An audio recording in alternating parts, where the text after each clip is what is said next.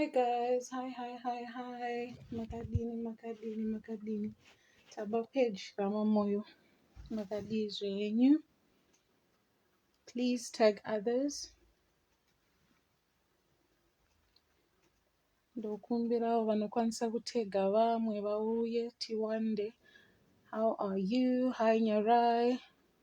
Selina Miripiri. How are you? You are first Sheshua. Hi Patience. Hi Fazai. Hi Pauline. Cynthia. Patience. Fadzai Maiva Girls, Pauline, who else? Pauline, Cynthia Foya, Monica Maunga, Rebecca. Oh, Makawanda guys, how are you? Makadie yenyu. It is a Saturday. I hope Mwari vari kukuitirai zvakanaka. Hi Nyari Shalom, hi Marceline, hi Beverly, hi Essie, Monica Maunga, Black Cat, Daddy Mpofu, Rere Ncube, Cynthia Mudzengerere Makadi guys, how are you all doing? Sarah Piri, Monoroma, how are you? I'm sure she misses YouTube, Black Cat.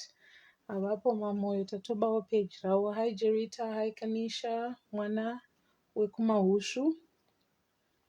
Oh, thank you so much mwana wekumahushu. Hanzi ndinongoti hugs to all vane heartbreak.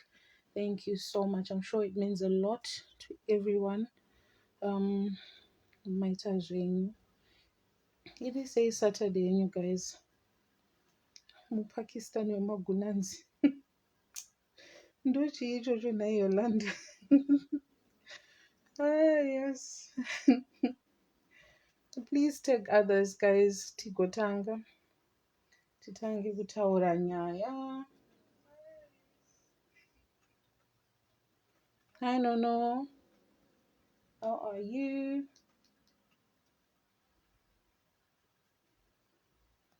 Maureen Chingomai, how are you? What do you say, guys? What do you say? Murikuitei zvenyu? Mabikei, madyei. Hi Sibongile Sibanda. Wendy Nono, welcome. Samantha Ruarashe, how are you? Kuri sei kudzimba dzenyu? Wondisawira sorry kani Yolanda. Kusaziya ndakatorasika. Kusatoziya mufunge. Ndakaita kutsva zvekudaro. Apa kwandiri kuri kunaya guys. Kuri kunaya. Uncle Tindo, how are you? Kuri kunaya pa weather kunaya. Haingodi wakangoringa kanuri wega. Saka ndati what else can I do? Tite zvekutoba account yamamoyo. Tiuye timbokurukura. I don't know kuti vanhu vacho, but anyway, I think we can start now. Hi Samantha Ruarashe wekwaMchabaiwa. Selina une nzara. Nzara dzakawanda. You have to specify kuti yako nzara inzara why. Tinzwisise kuti can we help you or totongozvipira kuna Mwari? Because pane zvimwe zvatisingakwanise kubatsira, saka nzara yako I hope inzara imwe inobatsirika. Right? Une nzara sei usina chekudya? Hi Tekla Chihumba. It's not Sismeli, ndatya kuya nefesi yangu because zvekuzome maidzwa nokudzwa kushata. Ndinotya guys, ndinozochema. Ende ndikakuchemerai hamuzogona kundinyaradza. Hi Rebecca Badza, mwana weBuhera ID follow, how are you? Ndinotya guys, saka ndati nhasi ndombotanga ndisina face. Mukasandimhemaidza nhasi, next time aiwa ndoya neface yangu ndichinyatsokuratidzai. Selina yechikafu chayo, naye ndiani ari kudhuze naSelina anokwanisa kumupawo chikafu? Ane nzara. My volume is too low. I think ndatowedzera pafone. Hamusi kundinzwa guys? Mukundinzwa here? Lizzy Musaidzi yanzi tiri busy kudya mari yatakawina kuzororo Pumlani challenge. Oh, congratulations. Congrats Lizzy. Wakatengeni mari yako? Mwari wakanaka. You know, anongovhura madoors patinenge tisingaexpect. That's something about God. He just opens madoors in ways atinenge tisingatombofungira. I remember this one day tanga tisina kana nachiri kuma high school, I think. Hi Kimberly, Sis Millie is at work. I'm just here to annoy you guys because I have nothing else to do. Saka tanga tisina hupfu kumba tichitoshaura totangira papi, and then mama achitongoti ngetizongoona kuti manheru zvichaita sei. Tabva tamira tangogara tiri mumba paya paya. From nowhere my other aunt, she's late, bless her soul, vakangoerekana vauya, and then obva vasvika zvikanzi ndanga ndichitongobvawo ndiri kubva ndangotoona hupfu hwakachipa ndikatenga hupfu ndikabva ndangoti betanibva ndatenga nemuriwo. I'm just saying this to give someone hope kuti sometimes patinenge tisisina kana chii, that's when God shows up and he shows off. So congratulations kumari yenyu yekuzororo. I hope makaita something chinoita. Tekla, I'm so sorry. Anyway, guys, to start the live, I want us to please talk about something that most people do not really, talk about, but that is heartbreak, pain. Guys, speaker ndakatoisa ndikushaura kuti iri papi because handisi kushandisa my usual phone. So ndikadai makundinzwa here. Kana ndakadai so muri kundinzwa?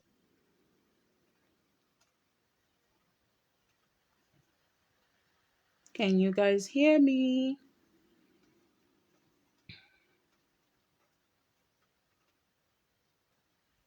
Okay, now I'm chatozima because even my comments are chafamba, so I don't know. Okay, thank you, Jerita. Saka, I want us to talk about heartbreak, loss, pain, and just sharing ideas on how we can best move on from it, how you moved on from something that broke your heart. So this heartbreak can be heartbreak yekurambwa nemunhu wawaidisisa masvika panguva yamama kuda kuchata. It can be heartbreak of losing someone that was so close to you.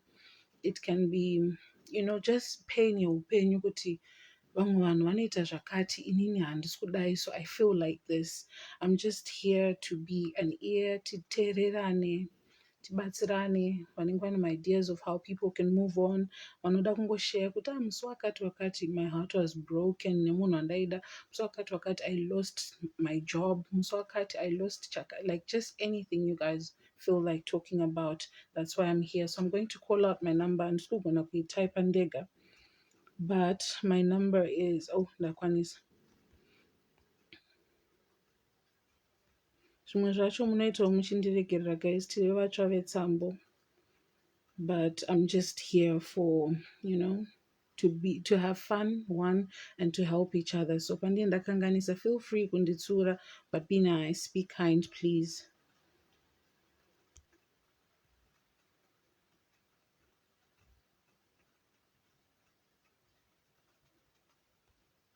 That's my number iyo yandaisa hapo. If anyone can please pin it for me. Ndinenge ndichitenda zvikuru.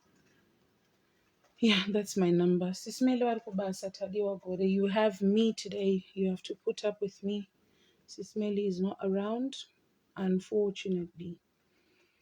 So guys, please do call in. Pane post yamboiswa makuseni, and we were seeing my messages angachinzwisa tsitsi zvisingaite. They were so heartbreaking.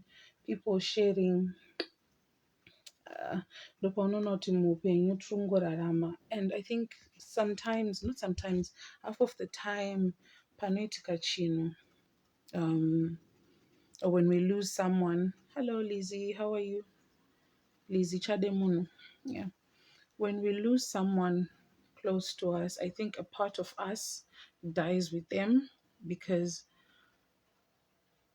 you try and move on, but moving on yacho, shungurudza, you can't move on, and you have to try and smile and act like everything is okay, yet you're kusafa mumoyo mako. So we just want to talk about that. Saka musarege kufona guys, fonaiwo pafoni pangu imborirawo guys. Munongondifonerawo muchitaurawo nyaya dzenyu right kwacho. Mukasataura ndobva ndaita unge hazvinaunaka. Hi Susan, hi Beulah, hi Essie. Tauya sho kutandara kwacho vanhu munoitawo muchinhingirikira. Those vari kuda kuedwa, please taurai ndikuedhei. Vanoda kuuya kuzoco-hosta neni, please come and just press the add button. Tobatsirana tochimhanya tiri two pasina sisimeli. Also vanda kukanda mastars, ndikandireiwo mastars guys, just a few stars, just a few, ndingatend. And then chichimwe chananchida kutaura, pane ataura nyaya yake on the chat yemakuseni, yandinzwisa tsitsi zvisingaiti, about how she lost baba wevana vake. I think her name was, what was her name? Mai Jael, I think. That's true, Nyasha. Loss is only understood by someone who has also been through the same. And I think kana iwo uchiudza mumwe munhu kuti ashinga ndoupenyu, inguva yedu tese, kwauri unongofunga because unongosina mashoko ekutaura, that's the most we can say. But at the end of the day, I think sometimes mumwe munhu anogona kutoitora se-insult because tinenge tisinganzwisise whatever situation the person is in. Hatikwanise kutaura zvinokwanisa kunyaradza munhu. It's just a lot, guys. It's a lot. Losing someone is just, yeah. My Jael was talking, but you could see from the way she was writing kuti zvinomubata nanhasi. The way the husband died, munhu anga asingarware, all of a sudden munhu atongozonzi adai akutoenda, and she has not healed. Anzi, introduce yourself first, Zivane. Ndonzi Kundai. Ndiro zita rangu, ndonzi Kundai Siskoni. My name is Kundai. Yeah, Kundai ndiro zita racho. Kana kuti Masivanda. Ndiri muErashumba. Saka guys, hamusoda kufona nekuti hamusi kundiziya. Ende munodada hapana shunga tichatandara tese. Musadaro madharis. Musadaro ichindikandirai mastars ndidone kwacho kana musotoda kuti ndiuye panapa. Mukaisa mastars ndobva ndadona. Does anyone want to come and join me? Hi Olivia. How are you? Kurisei kumba kwenyu. Hi Gertrude. It's not Sismeli. Sismeli is at work. She is working right now. Hi Chapungu Clara. How are you? Kurisei kumba kwenyu.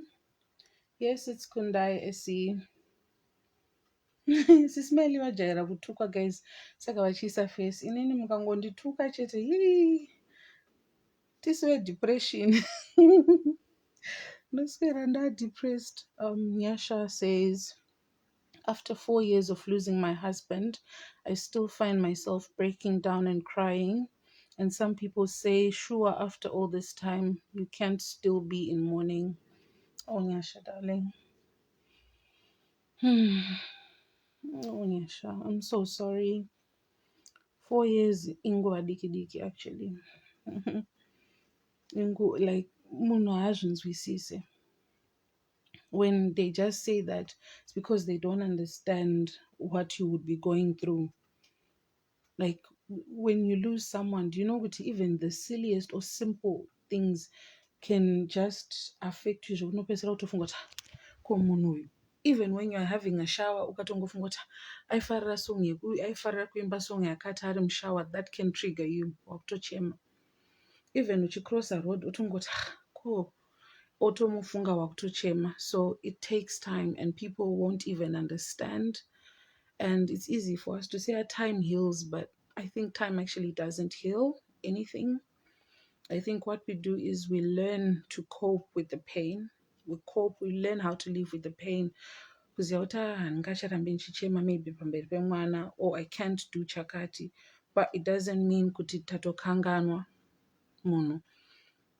Time really doesn't heal. We just learn to cope. We learn how to live every day without the person.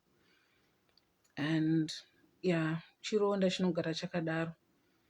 Tlakama Lona is saying to you, Nyasha, I'm going through the same, so we can chat if you feel like chatting. So Nyasha, Lona here is saying, if you want to chat, do you want to be added, Tlakama? If you want, I can add you, Motaura, and you can just express how you're feeling. Nyasha as well, if you want. Do you want me to add you? If you want me to add you, then toku edai Motaura, but haisipe nekuti munhu anongo, hi Noko, how are you? Munhu anongokuudza kuti by now dai wahila. No, you can't. It's just impossible. Zvinonetsa zvinhu zvacho. Life is not easy, guys. And I don't know, I'm always asking myself sometimes, pakashaika munhu, kuti zvoni. Oh, sorry, Yvonne, I'm about to drop. Momirira sismeli. I'm sorry about that. But anyway, as I was saying, I'm always questioning myself, pakaitika loss, kuti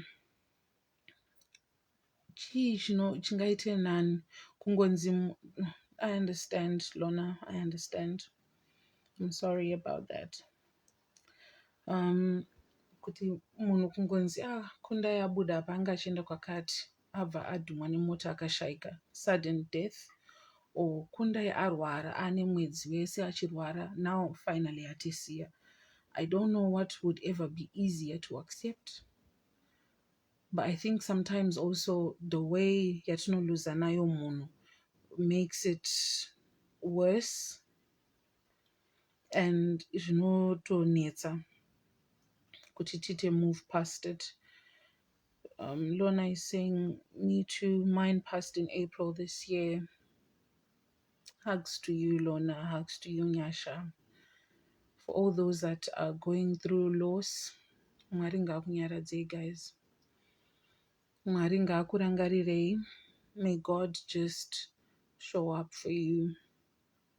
I know kuti nothing that anyone says will ever make it better. But dai manyaradzwa nedenga. Shakiro uri mwana mudiki. Hazvigashirike, guys. Hazvigashirike zvachose. But hugs to you. Hugs to you.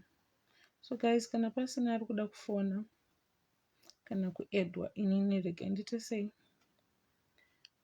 ndiende kumba, not ndiende kumba, I'm home already, aren't I? Yeah. Hanzi, sorry for your losses. May the good Lord heal you. Amen. Esi. Olivia says, asi munhu akarwarisa unenge wakuti dai azorora. That's very true. That's true. That's why I said, I think the way inofa munhu also affects our healing and everything, because yes, agaro cheta trauma munhu akashaya, but it's a different kind of trauma kana munhu ashaika nenzira inorwadza. I'll share a personal loss of mine. My uncle, my dad's brother, wangu ari kumba in the morning, kukazoya munhu akavati Monday ndio 7 days, ain't 7 days, panotengeswa madoro kumusha kunonzi uchinda kanganwa what it's called. So he went nemunhu iyeye, wakaenda wakanomwa madoro avo and everything, and then he didn't come back home. No one knew where he was. Vanhu vakatanga kutsvaga from that day, musi wa6 April, and then musi wa7 April vanhu vese vakufamba village vachitendera vachitsvaga kuti munhu aripi. Muzukuru ndiye akazovaona vari mumvura, and when we found him, he was so white. I'm not going to say much, but it was just, yeah, a state. Kukati kwainaya zvisingaiti, vazoonekwa vakaburitswa vachiita kunge vakabaiwa baiwa kujoborwa joborwa all over. You know, that trauma, the way he passed on, ndo zvandiri kutaura kuti I think just that alone, usati wafunga zvekufa kwemunhu, it's so traumatic and zvinonetsa kuita get over. Hi, muzvare chipo, ndinonzi Kundai. And then someone sent a message that I can't see anymore. And after 4 years of losing my husband, I still find myself breaking down and crying. And okay, I read this. So what's going on with my comments? I don't know what's going on now with my comments. Shelima Golide is saying, I couldn't bury him. I have my days of COVID and that hits me very hard. Yeah, I'm so sorry, Shelly. I am so very sorry. Mai vakaenda, baba vakaenda, tete vakaenda, tasara tango vana basi maiwe. Oh, Yvonne Tetwa, hugs to you, my sister. Hugs to you. I am so sorry. I'm so very sorry. Yeah, upenyu marwadzo, guys. Upenyu, amen. Upenyu unonetsa, but tinongoshinga tichienda. Most of us are just going through life with heartbreaks. And then another message from that post that broke my heart was from Nono Tinenyasha Sibanda, who said, Mwana wangu akafa yesterday, hazvisi kutambirika. Can someone andirove mbama ati it's a joke? Akarohwa nemota on 22/8/25 and she stayed in ICU for 3 weeks. Akabuda last week, she was responding. On 18 September was her birthday. Ndoreva mari mwezuro. Nezuro obva atiti zake musikana. Tichiti she's recovering. Date of birth 18/9/92. 92, which means she was 33, is it? I think so. Musi wakashaika 19/9/25. Lala ngoxolo du. I'm so sorry, Nonoti Nenyasha Sibanda, and it's still fresh. Mwana wacho, I'm sure pamwe hasitatombovigwa. And when I looked at the baby, the girl's pictures, she was such a beautiful young lady.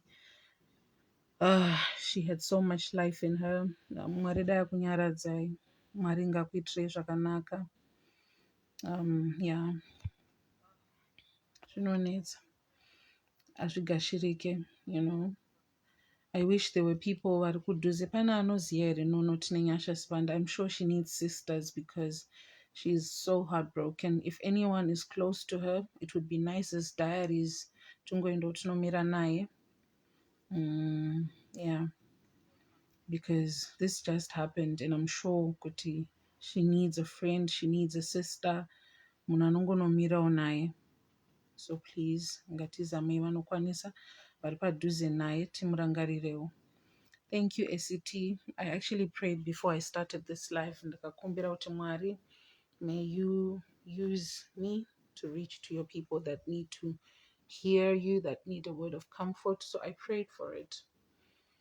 Zvisinei, His will shall be done. If it's meant to be, tinongo continue nayo. But yeah, Muzvare Chipo. Okay, yeah. Thank you. Thank you, Muzvare Chipo.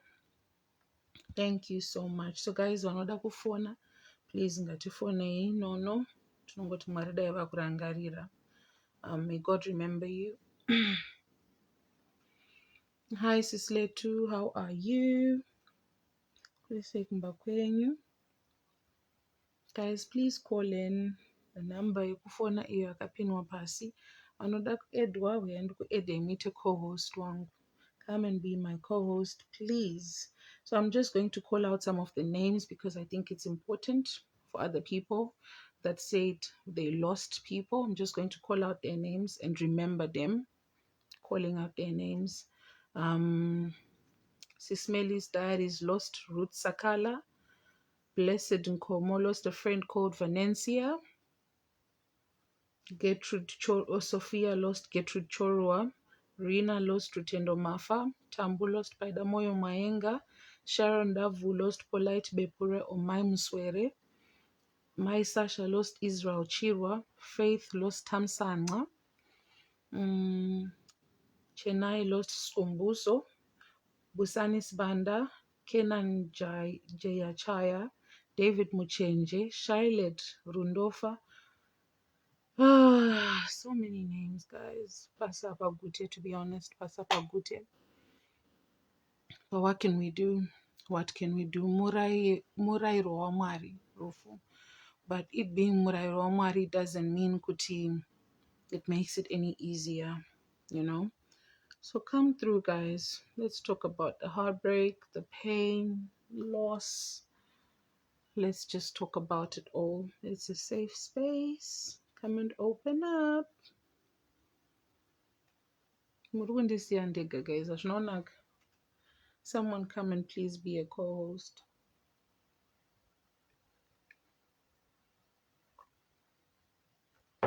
Oh, so shopping. Kana kuti mukuda kutaura zvemujolo. Guys, I don't get. Sismeli, you're strong. How do you do this? How do you do this live business? It's not kids game. Guys, dai mafona in. It would make my life easier. One munhu akangofurira necall chat. Zvinobva zvangoita. Wangotanga kufona. So we can talk about the heartbreak, the pain, and the loss. Let's talk about it all. Inini imwe heartbreak and ruda kutaura kendikudze imwe heartbreak. So there was once this time, and should I talk about it? Aiwa guys, unaenda kuzoomoka. Someone save me from myself. Can I aid anyone? Uyai guys, uyai mutaure neni. Please, please, please, please. Anyway, chiri ipapo takamirira vanoda kufona. I'm just going to say this. Guys, mazuva ano kufa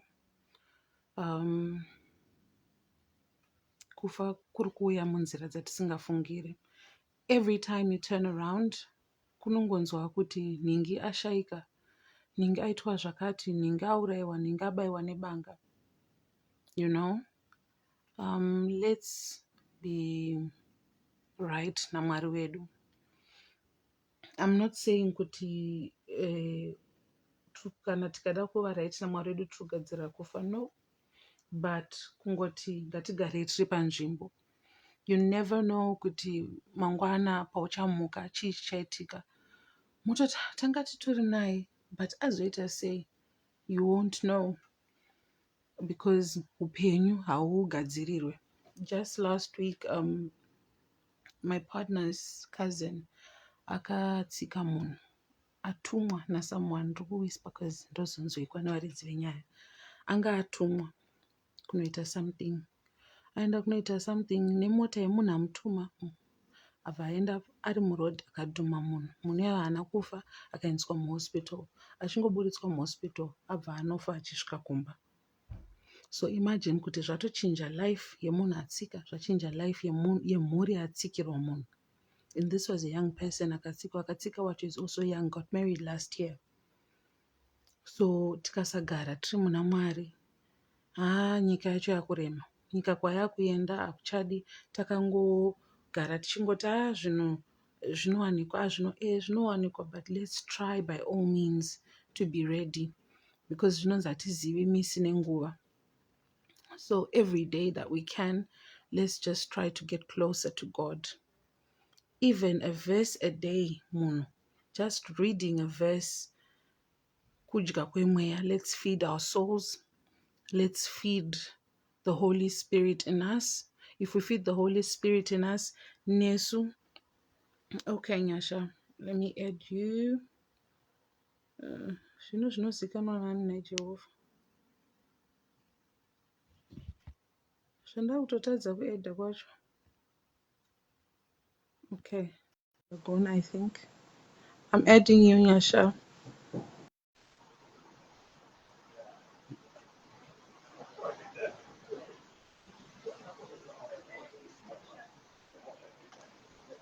Okay. Hi, Nyasha. Hi dear, how are you? I'm okay. How are you coping? Unongoita uchiendawo semunhu mukuru. Yeah. Ndirikuda kubvisa vhidhiyo, ndiri ndoibvisa nepapi.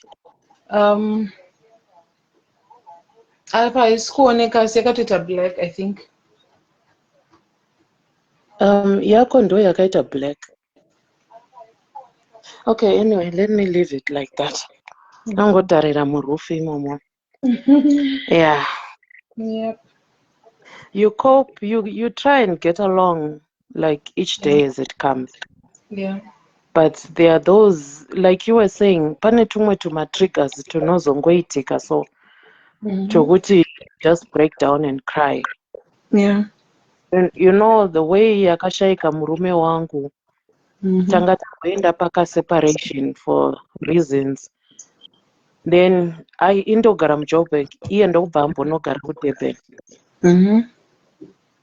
Then ndokubva ndafonerwa nehanzvadzi yake inogara kuZambia. And she says to me, pane munhu ari kundiisira mamessages kuFacebook ari kungonditi, can you call me, it's urgent. Aisa number, but number dzake ndedzekuSouth Africa. Ati it's about Ningi baba wemwana wangu. Okay. And she gives me the number. Can you call this person? And I call the guy and he says to me, iwewe ndiwe ani waningi, ngatiti waJohn. Ndiwe ani waJohn? Ndikati ndini mukadzi wake. Akanzi okay, pauri pane vanhu here? Ndikati no, hapana vanhu, ndiri kubasa, you know, hapana vanhu. And he's like, okay, anyway, there's nothing I can do, but all I'm trying to get to tell you is kuti John ashaika. Ashaika how? Like I went into shock. Yo. Like ashaika how? Yo. And he says to me, ndanchirenta naye paflat patanchigara, and I went out ndikaenda kubasa. Pandadzoka ndamuwana ari panze pedoor, like munhu anga achiedza kupinda mumba here kana akachangobva kuda here, I don't know, but anga ari panze pedoor repaflat. Ndopandangomuwana ari ipapo. And pane manurses anorentawo paflat ipapapo. Ndamboedza kuvadaidza, ndo vazodaidza ambulance. Ambulance ikasvika ikati munhu atoshaika, daidzai mapurisa. Okay. And you're alone? And I was alone. I was completely alone. Vanhu vese vari kumabasa kwavo. In as much as ndine dzimwe hama dzake dziri muno muJoburg, I also had my relatives vari muno muJoburg. And his brother anga ariko kuDurban, but the brother didn't know kuti mukoma ari kugara papi pacho chaipo chaipo. Handiti unoona. And this guy waanga achigara naye anga asinombovera ambomupa macontacts ekuti chi in case of emergency. Yeah. Yes. So that's why this guy then took surname, because akawana like andizivi, maybe he knew his surname. Ndobva aenda paFacebook ndokunosearcha with that surname. Ndokuzobata ava vatete vari kuZambia. Yeesh. Okay, fine. He's passed away. Ndakuedza kuronga nabamunini ari kuDurban. My funeral policy yangu, because inoti ndinotangira muJoburg, because ndakaijoina ndiri muno muJoburg. Yeah. Isusu kuDurban hatitori munhu, munenge maakutibhadhara. My sister, I went through it for 2 weeks. Yeah. I think I became a walking zombie because I had to do a lot of things. Yeah. On your own. Yes, my mom was here, but vaingozouya zvemadays, munhu aitozvishandirawo kwaaishanda. She would come here days and she would go back. Ava bamunini vari kuDurban vashaikirwa namukoma. He had to facilitate because the state said iri kuda post-mortem. It was just after COVID. State ikati iri kuda post-mortem. saka postmortem tichaiitira kunoku kuDurban, vatora bhodhi vanoita postmortem. If I tell you kuti until today maresults epostmortem vari kuramba kutipa. Oh, For wow. some reason hatizivi kuti chii chiri kutora nzvimbo 4 years later. Saka closure iyoyo yekuti tizive kuti akaurayiwa nei hatina.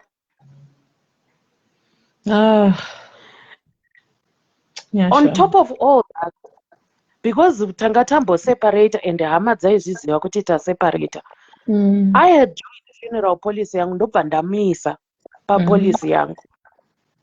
So ndakuvati nini vefuneral parlor vati, can we pay 5,000 yekunomusumudza kuDurban kuuya naye muJoburg, then the funeral policy will take it from Joburg to kumusha. My sister, ndopaunoona kuti dzimwe hama dzatinadzo hadzisi hama dzedu. Very true. Very true. Ndakatanga kufonerwa, chifuneral parlor chako ichocho, ndechekupenga, ende takanzwa kuti chiri kusvika chichidhampa zvitunha pabhodha. I'm like, Wow. And then there was one, ivava vatete vekuzambia and the other vatete vemumhuri vari kuBulawayo phoned me and said, enda unotora mari yedu. Mind you, this is my policy, not his. Enda unotora mari yedu kuchifuneral policy chako ichocho, chifuneral parlor chako. Hatisi kuchida, tiri kuda doves.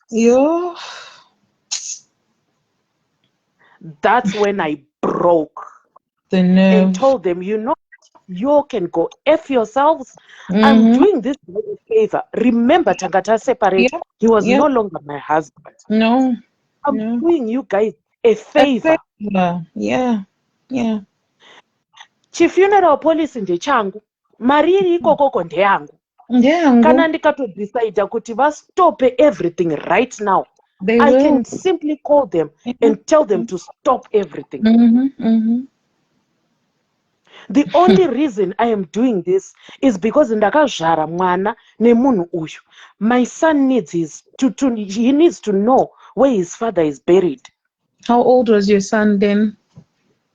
My son at that point, anga kutononyora grade 7. He passed away in end of September, beginning of October. My son was beginning to write muna October, achinyora grade 7. I net 12 years. Poor baby. And here I am, ndiri muJoburg for 2 weeks. Mwana wangu achichema baba vake ari ega. Inini mai vake ndisipo. And here I have hama dziri kundudza nonsense. And because of COVID, they had said to us, kana tikamutesta tikamuwana ari positive for COVID, tiri kusila. You remember how they used to seal my coffin?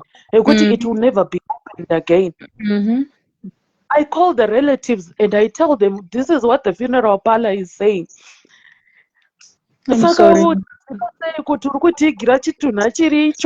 Yeah, this, it was just hectic.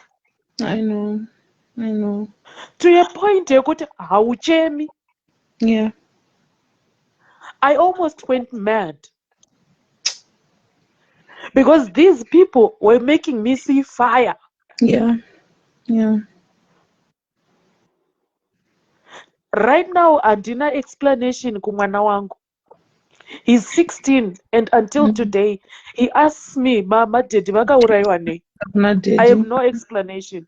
Yeah. Those relatives are nowhere to be found. Avasisipo. That's what Indinda chisara manje ndachiti nyena nemwana. Fair and fine. Body yakazouya. They finally ended up paying the man. I'm sorry, excuse me. No, you don't have to be sorry, Nyasha. I wish I was even close to give you a big hug. You went through a lot, my sister, and you're a strong woman. You are strong. Takazoenda nebody kumusha. And we got to the border. Paperwork ikatanga kutinetsa. We were there for hours. I just stood up because vanhu vanga vaneta nokugara mumota and were sitting outside. I just stood up. If there is a time I've ever understood kuti chivanhu chiriko, that day I understood kuti chivanhu chinoshanda. I stood up. I went to trailer yanga ine board. And I said to him, look, my guy, afa ndiwe. Hatisiriso. We are trying to get you to your resting place. And I'm trying to get to your son so that I can comfort your son. Oh my God. Can you just, I don't know. Make a way.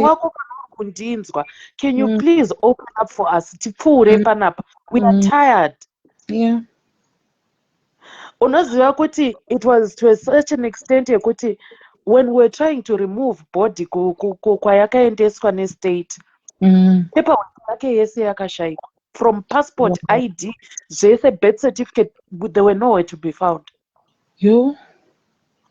Government of South Africa ikatiti isusu, we can't give you body, you have no proof. Kuti munhu wenyu, atina proof yazvo. We had to go through my embassies. All this is being done by me.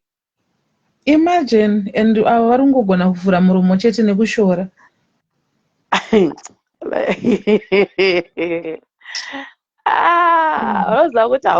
Zviya zvekuti hanzi unochema ka unenge uchiri wakasimba guys. Unopererwa kushaya kana musodzi. I had to go to my Zimbabwean embassy, who had to contact Zimbabwean embassy, Zimbabwe, Harare, for them to bring my confirmation. Yes. Zimbabwe. 2 weeks later, that's when we made it out of South Africa. Fortunately, and you know, body payakashika muno mu Joburg. I had been told, they were communicating with me, you have to be there at the funeral parlor when he arrives so that you identify body yake. Ndiwe muridzi wepolice. Nobody else but you has to be there. Ndaenda nana mai vangu, we get there. I identified the body. I want you to understand the trauma that goes with identifying munhu akafa. Yep. Identify. You know, when I walked out of that funeral parlor, I was supposed to walk into a car, but I walked ndichipinda muroad. Zvekuti dai vana mama vangu vanga vasina kundibata, taifa tiri vaviri. Yeah. Handizivi kuti brain dzangu dzanga dzaendepi. I think unotomborasika pfungwa for some time.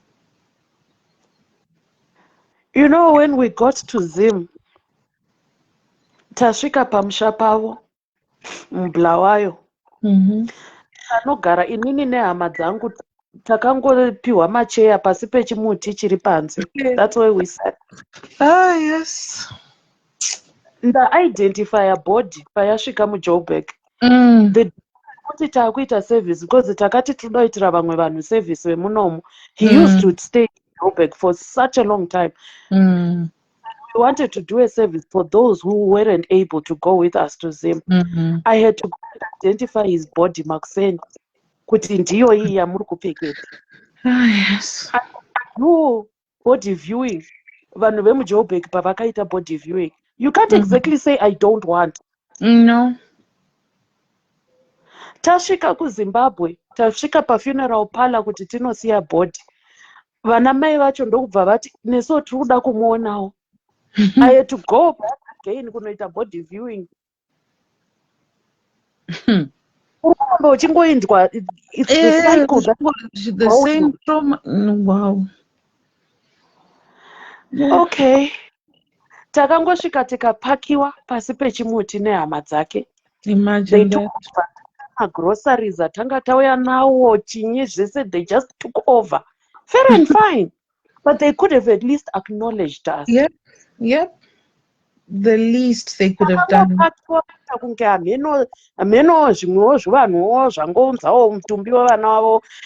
that's the end of the story. Your job is done here. Yo. So heartless. Okay, that's fine. That very day, takaswera tiri ipapo pasi pemuti. ndakazoti kune sister yangu, you know what, I don't see why we are here. Yeah. I'm not seeing the reason. Handei kumba. It's not like as if hatina kumba isu. Handei kumba. Takangoti tichita guys kuenda. Only my ex-mother-in-law ndo vakauya vakapfugama pasi vakatanga kuchema kuti you guys can't leave. Tikati mama takagarirei panapa. Hama dzenyu dzemwana wenyu dzaita take over. They don't even acknowledge that we are here. Okay, it's fine. Ndobva taenda kumba kwedu. 2 days later, zvikanzi burial. Okay. We went funeral home because they said ibody yabva kuSouth Africa haipindi mumba. That was the COVID restrictions dzaireko. You can do service ku funeral home. The car can take him to your house, but box hariburutswi mumota. They were late for the service. I don't know where they were. We had to facilitate the funeral parlor kuti tokumbirawo kombi yenyu inovatora. They had cars, they had everything, but they did it. I don't know what they were doing. Asi kumusha kwao ndeve kwamureo kumusha kwangu apa ndandakuda kushora kumusha kwacho. Yeah. Okay, tazoita service, everything. We went and we buried him. We get back to their house. Pakurwa chikafu.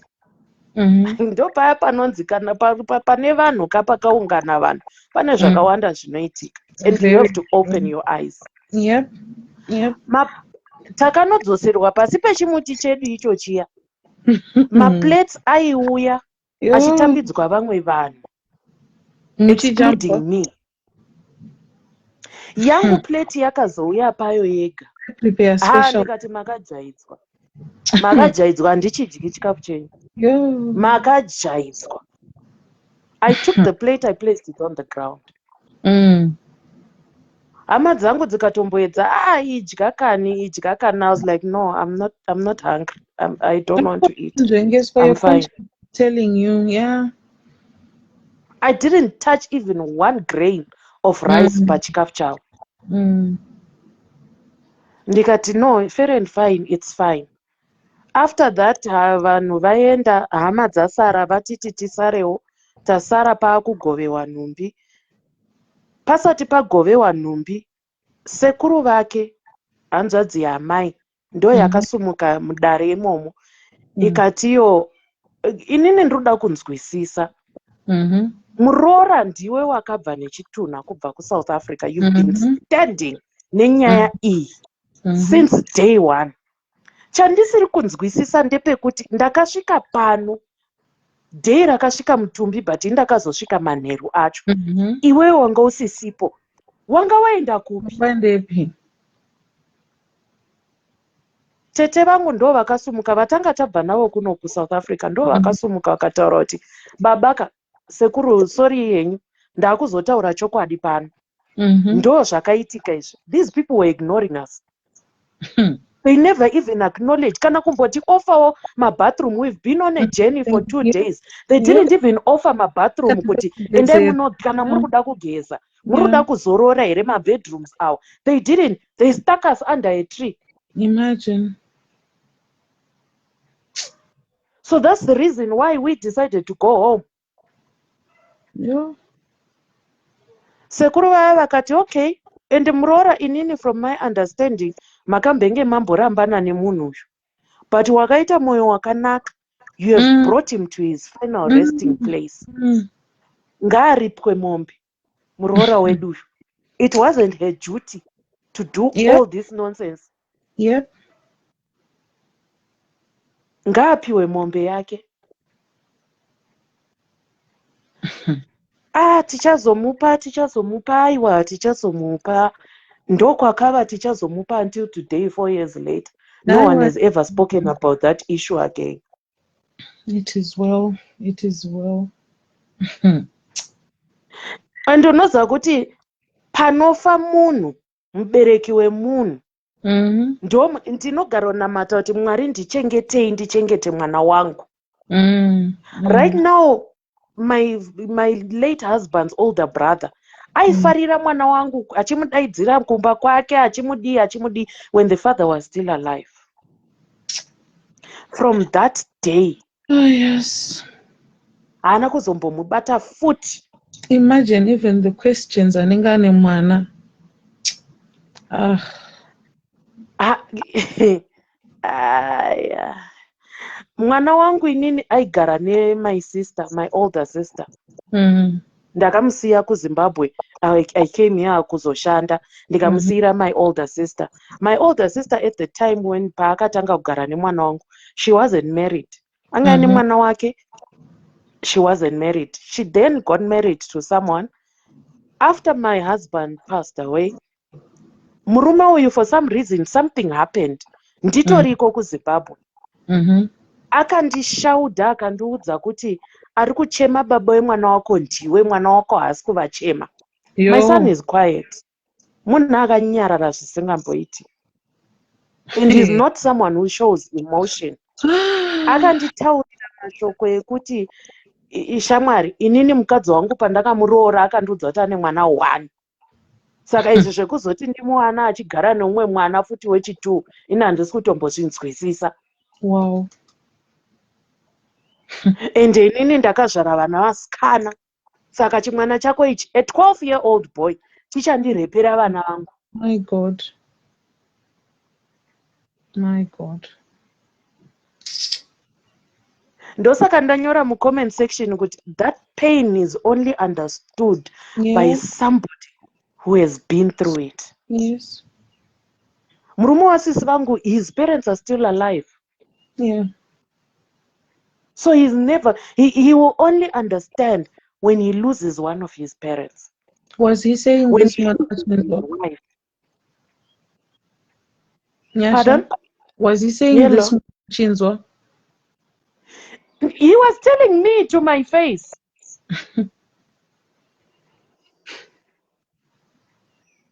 He was telling me, nobody else. He was telling me to my face. Now you've been through a lot. You've been. And you know the fortunate part about it, my closest friend, her husband passed away beginning of September. He had an accident as he was driving back kubva kubasa achiuya, and he was coming for his daughter's first birthday. He was saying, I want to be there when my daughter wakes up for her first birthday. He passed away. Akaita accident, akafira on the spot as he was on his way to his daughter's first birthday. Uyu akashaikirwa nemurume wake beginning of September. Inini wangu murume achishaika end of September. So we kind of, sometimes we call each other, you know, and I understand when she just breaks down and cries. Yeah. And mamwe mashoko atinofungidzira kuti mashoko ekunyaradza. Guys, they do damage those words. Very true. Very and true. To damage it, I would rather you keep quiet than tell me some of these words, especially pachivanhu chedu pachishona. Aripo akatowandisa nenonda itombomataurawo. Sekuti chi? Nyaya iyoyo yekuti pane statement rawabva kutaura iye zvino apo. Murawo waMwari. Murawo waMwari. Yeah. You know, to me, are you saying it was God's plan to take away my son's father? Exactly. I don't understand. For me to lose a husband. One makes it worse. You know, one makes it worse, my dear. As single, tinotarisirwa pasi in all aspects of society. Every time. Church, kungovonekwa wakamira nababani, vanhu vakutofila uncomfortable. Saka muri kuti Mwari vanga vakandirongera here kuti for me to go through all this pain until today. Yeah. It's not all right. It makes sense. but it doesn't bring any comfort. If ataura another one hanzi sekuti waida kuti zviitirwe ani. Exactly. Somebody said that to me.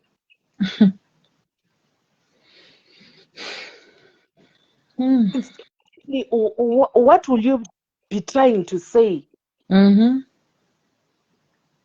Waida kuti zviitirwe ani saka zviri right zvichiitirwa inini. Inini ndinokwanisa kuzvitakura zvinorema. Honestly, tiri kufamba panze, you might see me in, and you won't even think kuti munhu she's going through such a thing in my life 4 years down the line. Pana ndichitaipa, I ended up ndakuchema because that pain never. And unfortunately, one of the last messages dzandanga ndamutumira, I was actually saying to him, look, me and you are separated, but it doesn't mean kuti wakuchiregedza kuchengeta mwana wako. Mpopotera. And that doesn't bring any more peace to me, knowing the last thing that he heard from me was ndaimupopotera.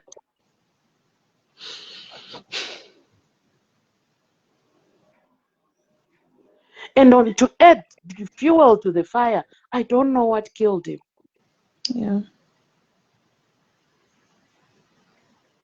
If they tested for COVID and it was negative, so what exactly happened to him? Did you try chasing with them? Mabosses ake kubasa kwake vakatomboedza kuti alright tokubhadharai here ndo zvamuri kuda. Still vari kuramba nema results.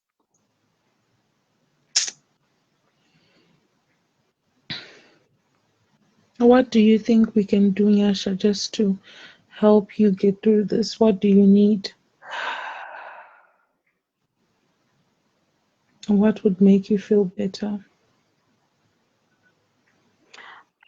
Truthfully speaking, I don't know.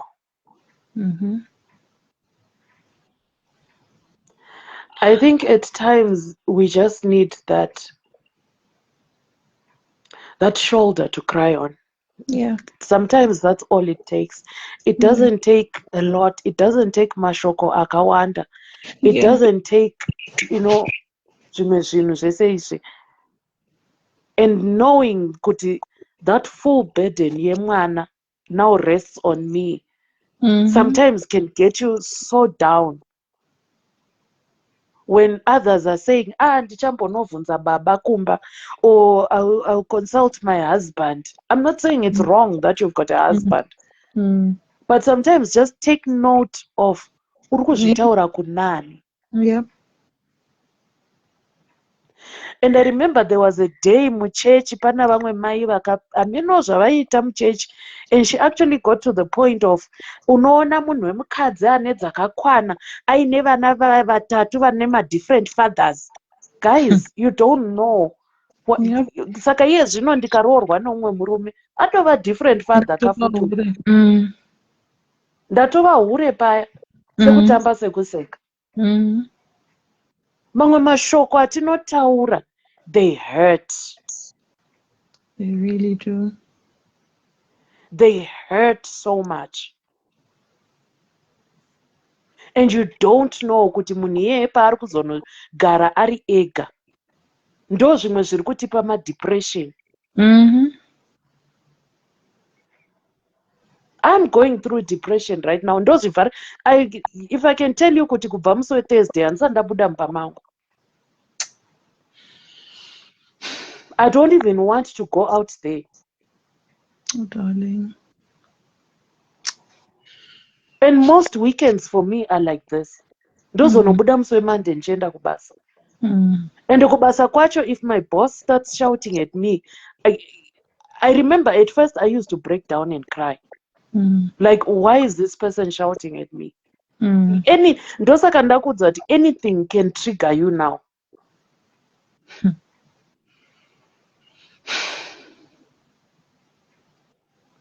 And unfortunately, it's a pain.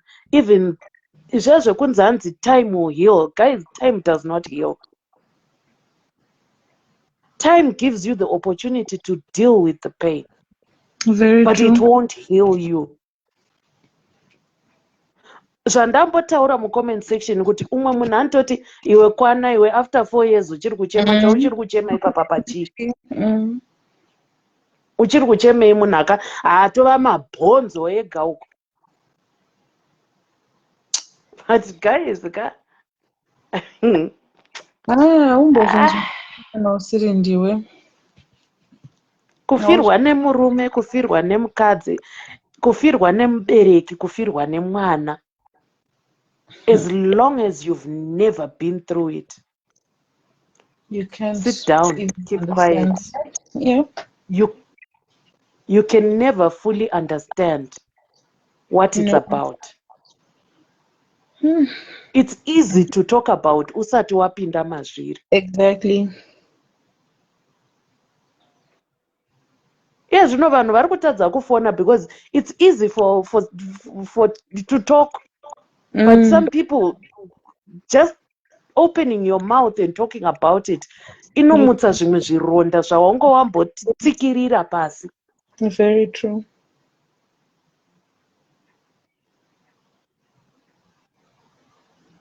Hapana chinhu chinorwadza sekuona munhu aiswa mubox. And you know this is it, my guy. Toziva kuti zvapera.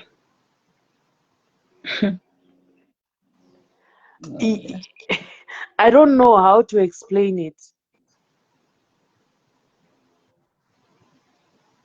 I remember one person achitotaura munhu anouya kuno kujona achifamba nemakumbo ake uchadzokera wakatarira mudenga. Guys, it's not that easy. Yo. Wow. Tiri kudzokera patuma statement twatinotaura tichingoti tiri kutaura inyaya.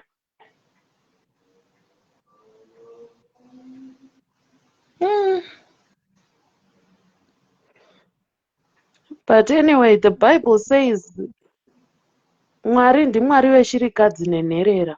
Nerera, yeah. God takes care of his own. Oh yes, he Naso does. mwana wangu is sitting for his O levels this year. Bless him. Oh, that's nice. And it's full thus far. Yeah. Praying and hoping, Mwari, keep me until mwana uyu is self-sufficient enough. Amen. Amen. Because my son cannot lose 2 parents. No.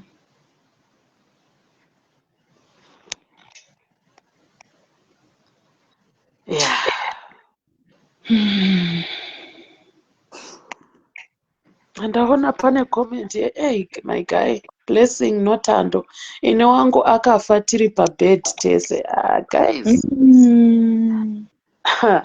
Yeah. Thank you so much for sharing. Yasha, thank you so much. And Marie, may he wrap his wings all around you. May he comfort you. May he come through for you and your son. In Jesus' name. Thank you so much. Thank you so much, dear. May God give you strength. All right. Thanks, dear. Thank you.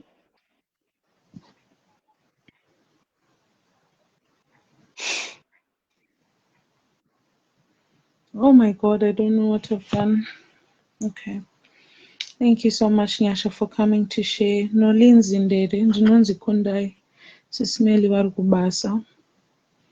So yeah. And please call, guys. The number is pinned. Kana mchida ku Edward, just let me know I'll aid you. Anna Mrewa says, guys, I know zvinorwadza asi munenge muchida kunyararidzwa sei. I lost a child at 6 months, miscarriage 9 years ago. Nanasi handina mwana.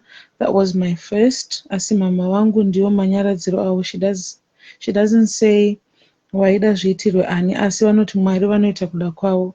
I know she's trying to comfort me nekuti havana zvavangaiti. Even my friends, and I try to make them feel like they should walk on eggshells around me. I try not to make them feel like they should walk on eggshells around me. So that's ndo zvaari kufunga vanzi munenge muchida kuti vanhu vanyaradze sei. She wants to understand. Blessing Notando says ndakaona nyeredzi ndikazvidemba kuti dai ndisina kuroorwa here apa tangoita 3 years tese. I'm sorry about your husband, Blessing Notando. I'm very sorry. Anga achirwara here? Was it if you don't mind talking about it, what happened to him? Akashayika nei? Akangomuka akafa kana kuti? I'm sorry about that.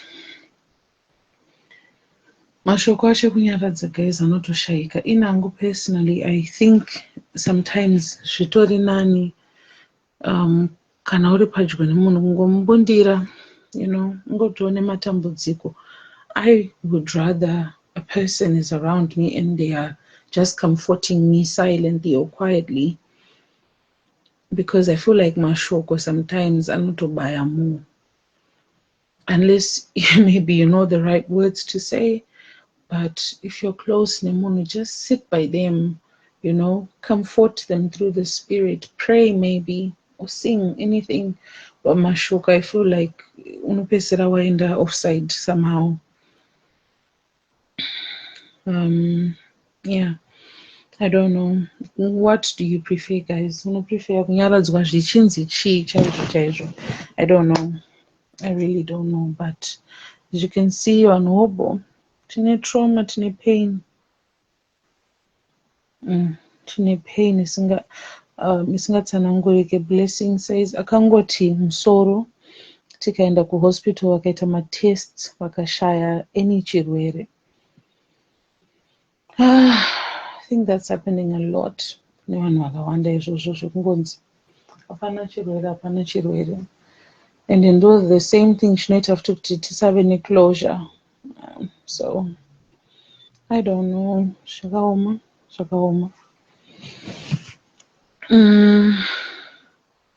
Olivia Chimika says ndinoti dai warega kuramba uchishungurudzika cause iye mweya wake hauzorore, saka itira iye mweya uzorore. I think that's quite wise. Yeah. Mweya wake uzorore usaramba uchichema. I guess that makes sense. Yeah. I think we'll never have the right words ekutaura pama situations akadaro zvinonetsa. It's not easy, but yeah, tongoramba tichingoshingirira neupenyu. It was 2013 musi wa19 January. Ronda racho haripere apa anga achangobva kuroora 2022. No, it was 2013. Anga achangobva kuroora 2020. I think the dates are wrong. Exactly. Thank you, Shokwana Olivia Choguya. Anzi kunamatira munhu and let the Holy Spirit take over. Yes, please. I think that's the only way to go. We can never go wrong with prayer. Mashoko topesera taenda offline, but tikangonamata mweya mutsvene utora nzvimbo titongogara wedu, just giving physical comfort. I think that's all we can do. Can you guys please call? And I can also add you. If you want to be my co-host, please come along. Ndinozomboita ndichinyarara sometimes ndovaraiwa. So I would really appreciate having a co-host. If anyone wants to come and be a co-host, please come through. Just a minute.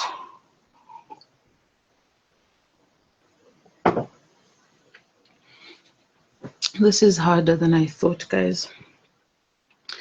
2023. Okay, so akanga achabva kuroora 2022 akashaya munatu ish. Yeah, that is really tough. Very, very tough. Zvakaoma. Do you want me to add you, Blessing, so you can talk? Do you want me to add you? If you want me to add you, talk Eda. Kana utamba chinguvunza edu mvunzo muchipindura comment section. What do you prefer?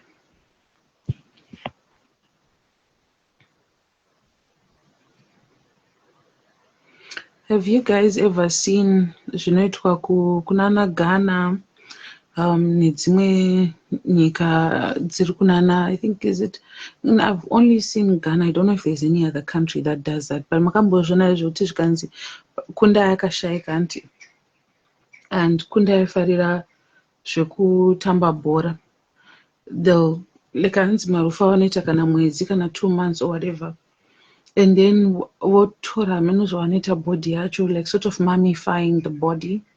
So they mummified the body. Yo kunda otomiswa anenge asiri mucoffin, anenge akamiswa, so obva wamupfekedza kana kuti uniform yebhora nemashooters or whatever, obva amiswa anenge akatomira kana kuti akabata bhora pari parufu pake, vanhu vese vachitouya vachitamba vachiimba around kunda iwa akatopfekedzwa mauniform ebhora. Have you seen it, you guys? Ruth Chairera says, ini ndakafirwa my brother a few years back, but pain yacho mama wangu takashaya kuti toanyaradza sei nekuti my brother akatobva kumba zvakanaka kwakutonzi aita accident and died on the spot. Up until now mama vanongoti vakazvifunga vanochema, taedza therapy asi ima one. Oh, I'm so sorry. I'm so sorry about your brother, Ruth. Yeah, I'm so sorry. Yeah, kunyaradza mama. Yeah.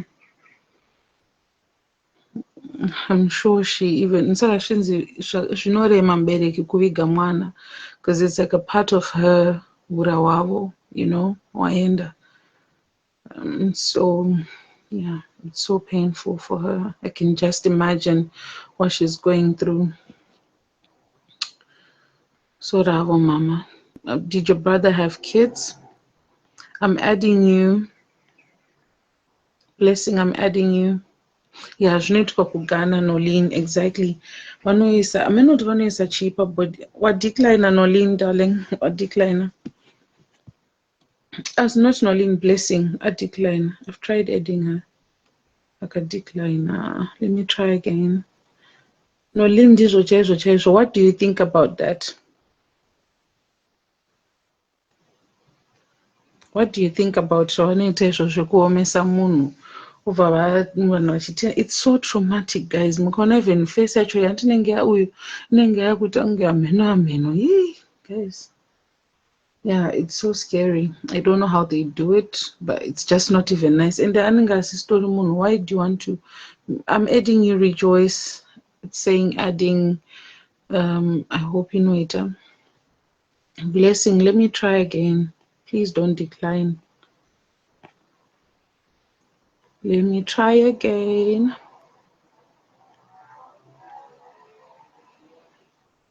Guys, I don't know Maruza. I'm going to Facebook. Yeah, you're in now. How are you, Blessing? Little boy, say Blessing. I'm good. How was your day? My day is fine. Thank you for joining. Yeah, I just come back from work just now, but ndangototerawo live ndikati let me durura zvakamboitikawo kwandiri. Please durura, sister, durura. Situation yekufirwa inogwadza. Yeah. Worst part of it, according to my situation, ndakaita mwana ndiri kuchikoro ndine 17 years. Ndobva ndagara 5 years isina murume. Then 2020 ndobva ndarogwa nemurume uyu akazoshaika. Takangogara tose only 3 years. Ndikwatsvaga. So 2022 ndakaenda musha tikanovaka. Akaroora. It was 2022 August. Ndobva apedza kuroora tobva tadzoka. Moment yatakadzoka ndokwakava kugara nemurume wangu every day, is like kuti anenge achitodzoka kubasa achiinda achidzoka, because kubva pose apa anga asinga zvezvo zvekuti munhu anenge ashandira out achidzoka maweekends achidini.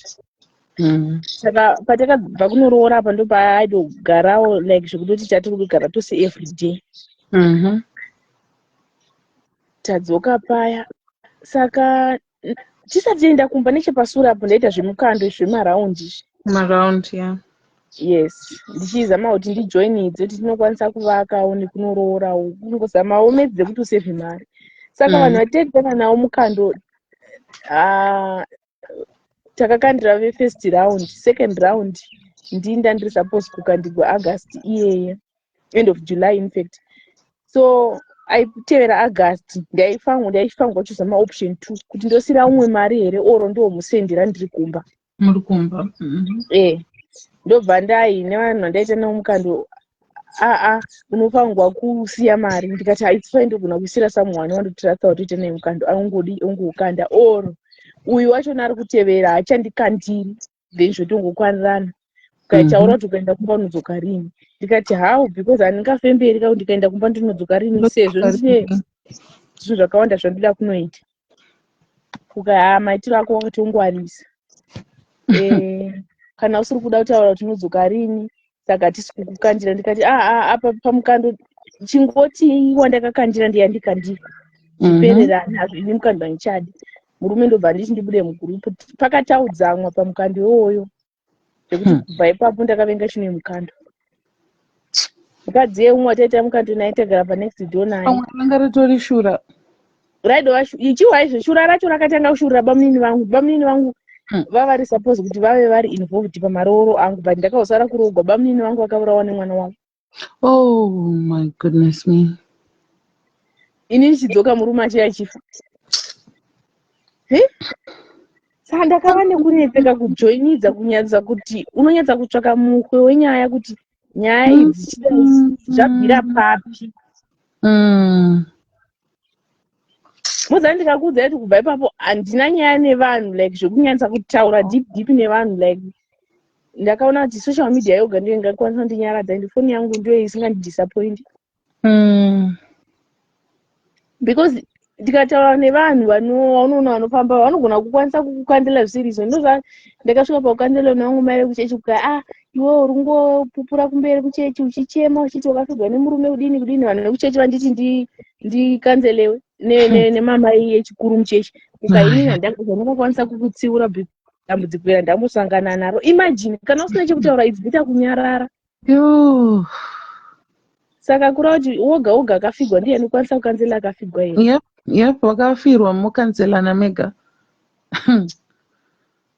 Ko kana panzvimbo ipapo pasina akasangana nedambudziko rero which means inini handikwanisi kuhila. Hapana chakunyaradza. Ndobva tadero murume uya ndobva auya akashaika mai mwana takaita ma-up and down. Tichienda kuchipatara kumaprivate nevarungu tichidini. Varungu vanoda kunyatsa make sure kuti munhu arikugwadziwa nematesti ose akasajesa mabhosi angu. Ndinovatenda nekusingaperi varungu vangu. So murume wangu ashaika. Wakanga uri musi wa18 January 2023. Angadodecide muchipatara kukado everything is okay plus zvonetsa kuti urambe uri muemergency vasingaoni chirwere chaurikuwa.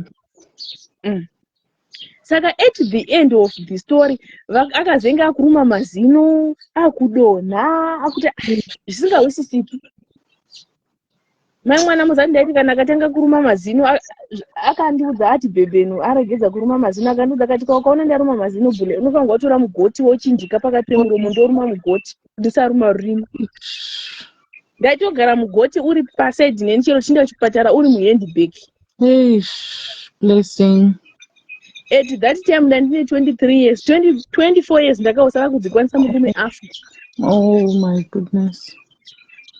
Murume uya ndobva saka zvakatika ndezvoti ndakaona kuti situation yakundikurira ndobva ndadana muzukuru wacho muzukuru wemurume then kubasa kunoku ndabetserwawo nevamwe bamunini. Mozati mumwe mujoni unowana hama inototi hari hama but usina kukama naye. Pane vamwe vanoyo vandoti bamunini ndakaona vachiwirirana nemurume wangu ndovaiuya kumba nemuzukuru wangu ndovaindibetsera paugwere. Saka musi uya amene ndakangovatisawo. Saka ivo bamunini nemuzukuru vakadona ndadovatisa vakati nhasi regai tirege kuvamuti. Pandakangoti pepu zvokuti murume wangu angadai akafa ndichiri kuhope. Kana angoti pepu ndopano kuti ndakatisa. Mozati ndakasvika situation yekuti murume afa ndakasara ndikawa musana nekuti murume dzimwe nguva ambobva kupilo kwake ozoenda mapasaidhi pangu pamusana odini. Munhu achigwadziwa ungamuti uri kundigwadzisa unoshingirira. Ndobva apepuka paya ndobva ndati ndikupe dringi chichi mafruti saka chakandishamisa ndechekuti zvose zvandaingompa aingorya achingopedza. Ndobva apedza akati nhasi kana vanhu vamwari musati mambonamata nhasi pari kuda munamato une munamato pano. Mai mwana takanamata mashuwa pamunini wangu vanonamata vanopinda ichizeti vakanamata tikapedza kutanga kunamata iwewe haufanirwi kufugama wakatarisa kusaidhi uku unofanirwa kutora maoko ako oisa pamusoro pangu wonyetsa kunoi kunamata because jeni yandiri kuda kufamba yakakura. Ini jeni yeigona imwe ndobva ndati zvamati kudikona yeba mwana so for that but muzukuru wangu ndokumbira kuti unoudza hama dzangu kuti mukadzi wandakawana uyu anga ari mukadzi nezera rake kana anga ari umwe munhu aindidhamba muno mujoni. Ende zvakuitika pamuzukuru ndezvekuti mwana wangu mukomana anga ane vana 3 murume wangu. Mwana wangu mukomana uyu akaramba kutogwa namai vake ndiye achasara achimuchengeta mumutenderewo apedze shungu dzake pamwana wangu. Ine murume uyu tatisina mwana 3 years dzatagara chose. Saka takati tapedza kunamata takanamata 3 times.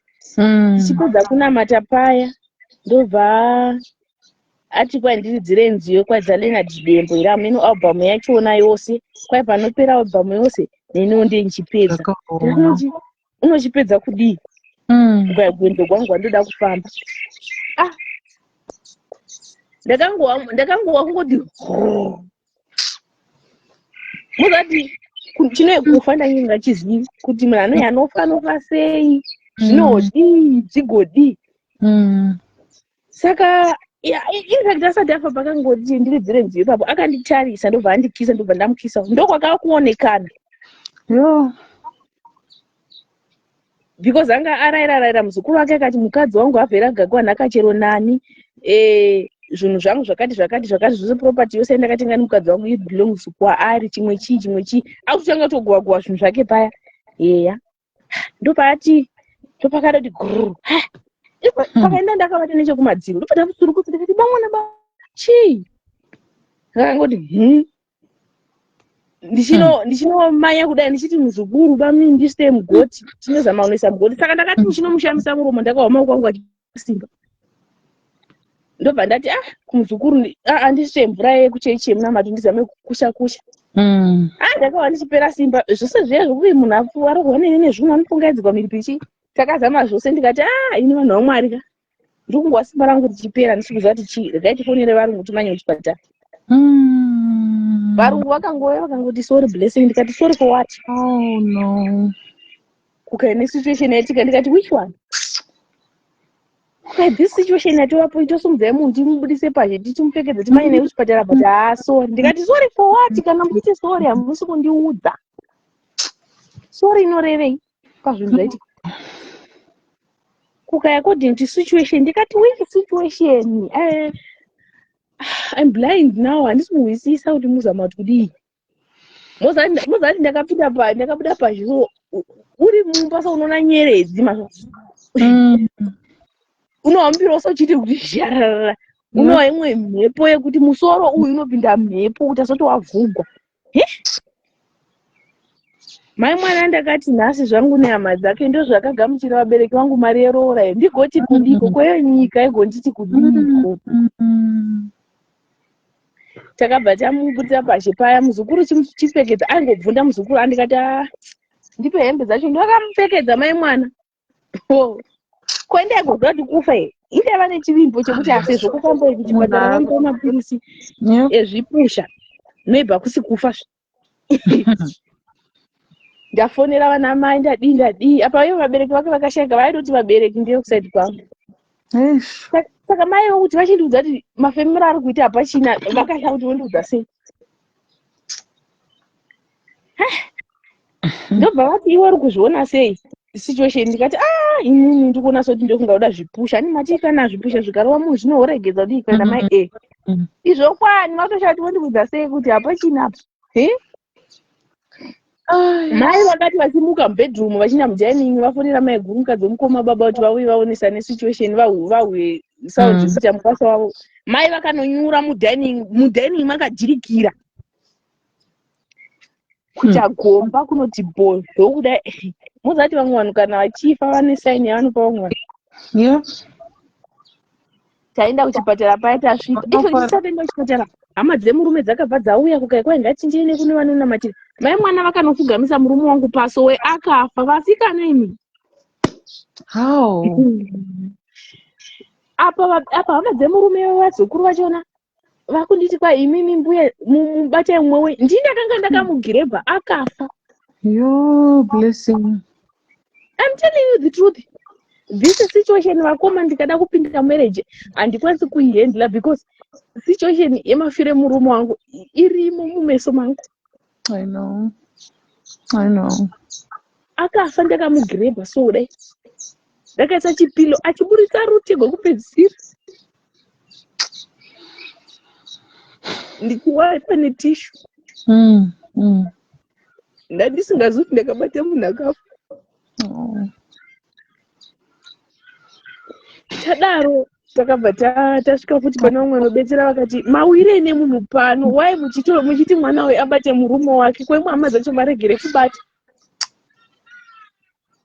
Takanosvika kuchipatara ndobva iso muucheni vachinoenda kuemergency vachinosvika pamubhedha vaendesana muentrance vachinomisa pamubhedha vachidzoka vachichidana manesi kukai next of kin wake aripi kwai ndini ukai ndiwo mukadzi womurume ndikati ukati neurombo ndikati urombo hwe kukai nokukudza zvavapo ndikati zvipi because yesterday but one ndakauya muno muemergency mukandidzinga mimi mukati ndidzokere paentrance ndinobudisa pasipoti yangu for what because ndauya muchipatara kuona munhu ari very ill.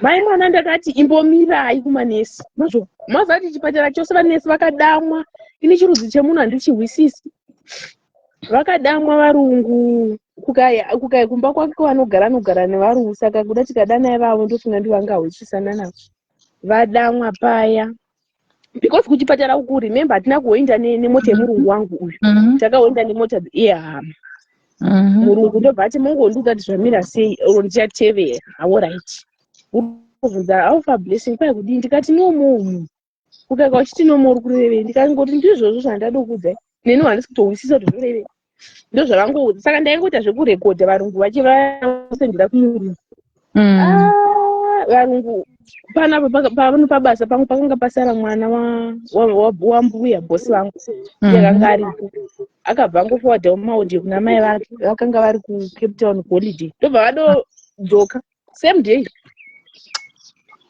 vakati zvino panguva yakadai blessing iyo pagwera vari 1 anani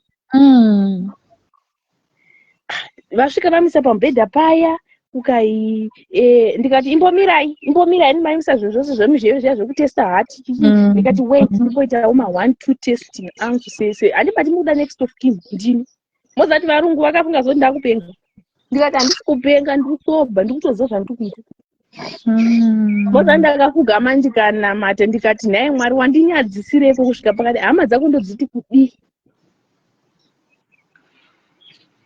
vanhu vamwari mutoda kukuudzai kuti kana makawanikwa nevarume venyu mukawa varume venyu vachiti hatiwirirane hama dzavo musazvipinda please. Ini kubva zvandakarogwa nemurume uyu kukwana mai guru vake kwababa vake kuti asina kuinda kuti akangorurama kwatakavaka hama dzake dzaindiziva like makulosest ari pedo naye but pakuoma kwesituation handina vanhu vandakaona ava. Saka kana ukaona wakarogwa zvako my sister ukaona murume wako achiti hey hama dzangu dzinouraya dzakako iwe hazvinei newe please chero vachiroya inde yako unovaona kuitira mangwana kana zvaipa. Very true. Kana mangwana zvaipa ka saka pahama dzake vanga varipo vanga vakawanda paiva nemuzukuru wake mwana wasisi vake chaichai vanosvagwa mudumbu mumwe naye then kwete vamwe vana bhuti vake vekune imwe imba ndio vakangouya pari panamo nevamwe vangu vachibata maoko vachidzokera kudzimba dzavo, but bhudhi vake kune imwe imba ndivakandibatsira kuti hazvimapepasi. Hapano apa polisi, hapana amai. Family ikati mukadzi uyu akatotransfer mari yose ikaenda kuakaunti kwake. Which money? Because January tichivhura kubasa, January disease murume ane vana 3, mari yose enda kumaschool fees evana. Kupi murume asi kuenda kubasa, ndinda achienda kubasa. Boza ndikati ndaiuya kubasa, ndokwira pajuraho kwandina ndichigara kumba kwangu nekubasa paseri nepaseri. Ndokwira ndimbodongorera murume ndakamuvanzarika pamatiresi pashi pamvuri. But ndakaenda ndakatransfer mari yose.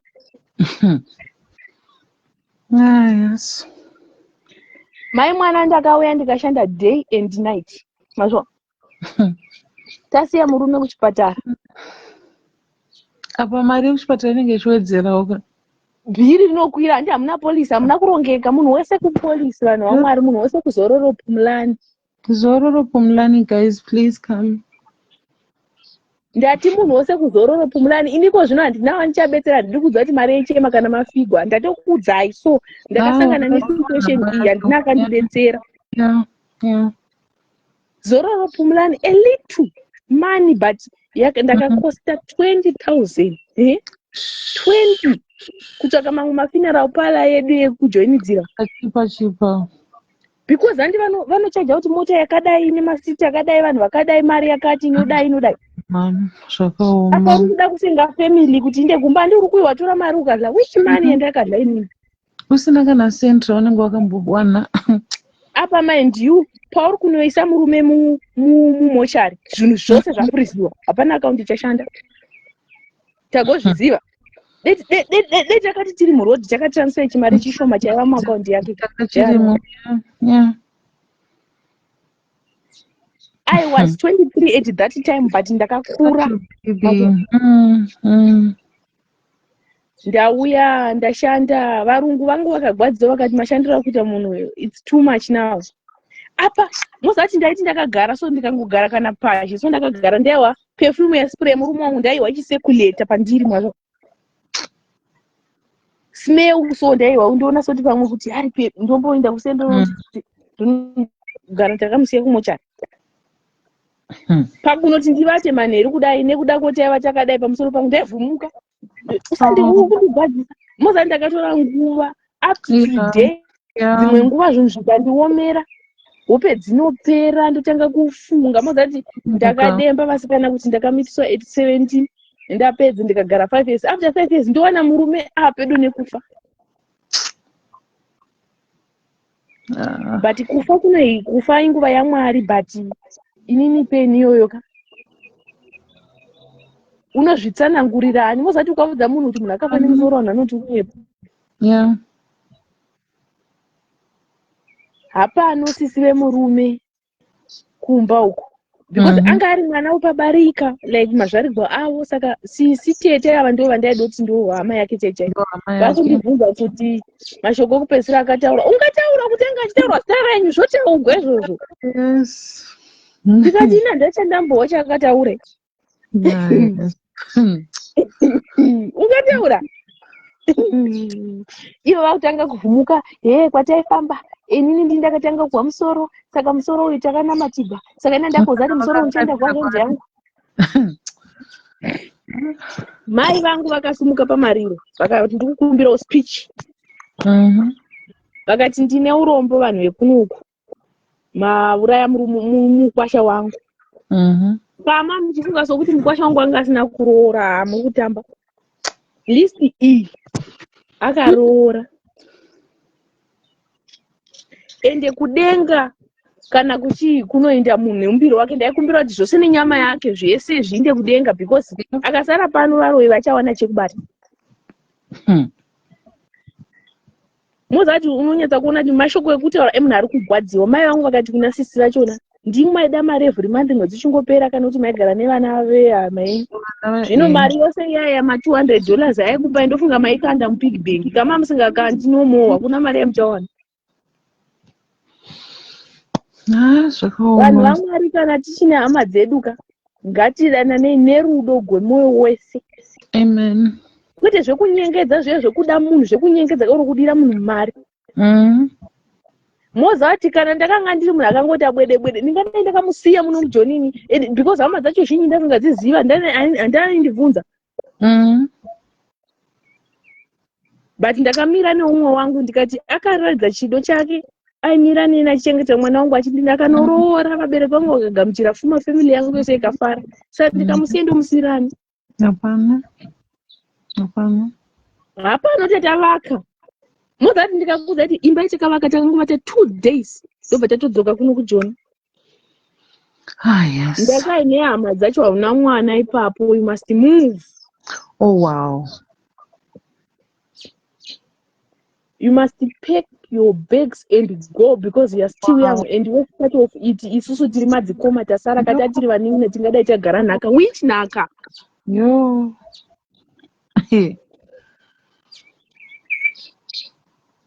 which nhaka are you talking about yamuda kundigara ende zvamaurayira murume wangu muchiti mugogara nhaka tiri vachiti ane mari stereki. Sisi vacho vakanga vari sisi vaiva vatiti vaiva vari toxic chete. Vanga vari mombe stereki vavari zvongosiyana ne2 years. Vanhu vakare vakanga vasinganyanyi kukurera ka. But vaimeka sure kuti mwedzi ukangopera ukangoti 31 2 votovhunza kuti mufunga soti vana venyu vandi kuchengeta mufunga soti ndodla vana ini chete vakatiripisa amai machira 3 kuti each and mwana wandi kuchengeta ndikuda jira. Wow. Ndikuda matenesi ndikuda heti vana venyu vandi kuchengeta vana vazanzi yako. On top of that $200 aenda kumusha every month. Aiwa dzatinoti hama dzimwe dzacho zvakaoma. Paipa paunenge wakundikana kuenda kumusha soti ngeri Christmas wotumira kana 300 kati 400 weitengera vana nhumbi. Mai mwana takaona vana vasina kana nhumbi dzataitenga vaidirisa nemhasa. Masa ndori kuku handiti zviya zvekuruka zvinoita zvekuruka masa zviya ndiro bondeka. Yeah. Inini ndakachiona zvokuti ndikafunga kupenyu hwangu. Now I'm 27 but I think handicharogwi ndakumboswitcha off ndombofocusa nekushanda ndishandire mwana wangu wandagara ndinaye because zvemarriage zvadongoradza pachina kuti hazvisi zvangu ndokuna ngopedza nguva ndipinda marriage ndichishandira varume. Ndokumbira kuvunza personal question. Kubvira pazvakaitika until now wakambopinda here mune imwe relationship? Ukada kupfimbiwa nemunhu anokuvunza kwakafanei like ukataura chokwadi kuti musoro after a week or 2 weeks munei akahwa musoro anongokuudza kuti musoro wandugwa I think ndo wakauraya murume wako.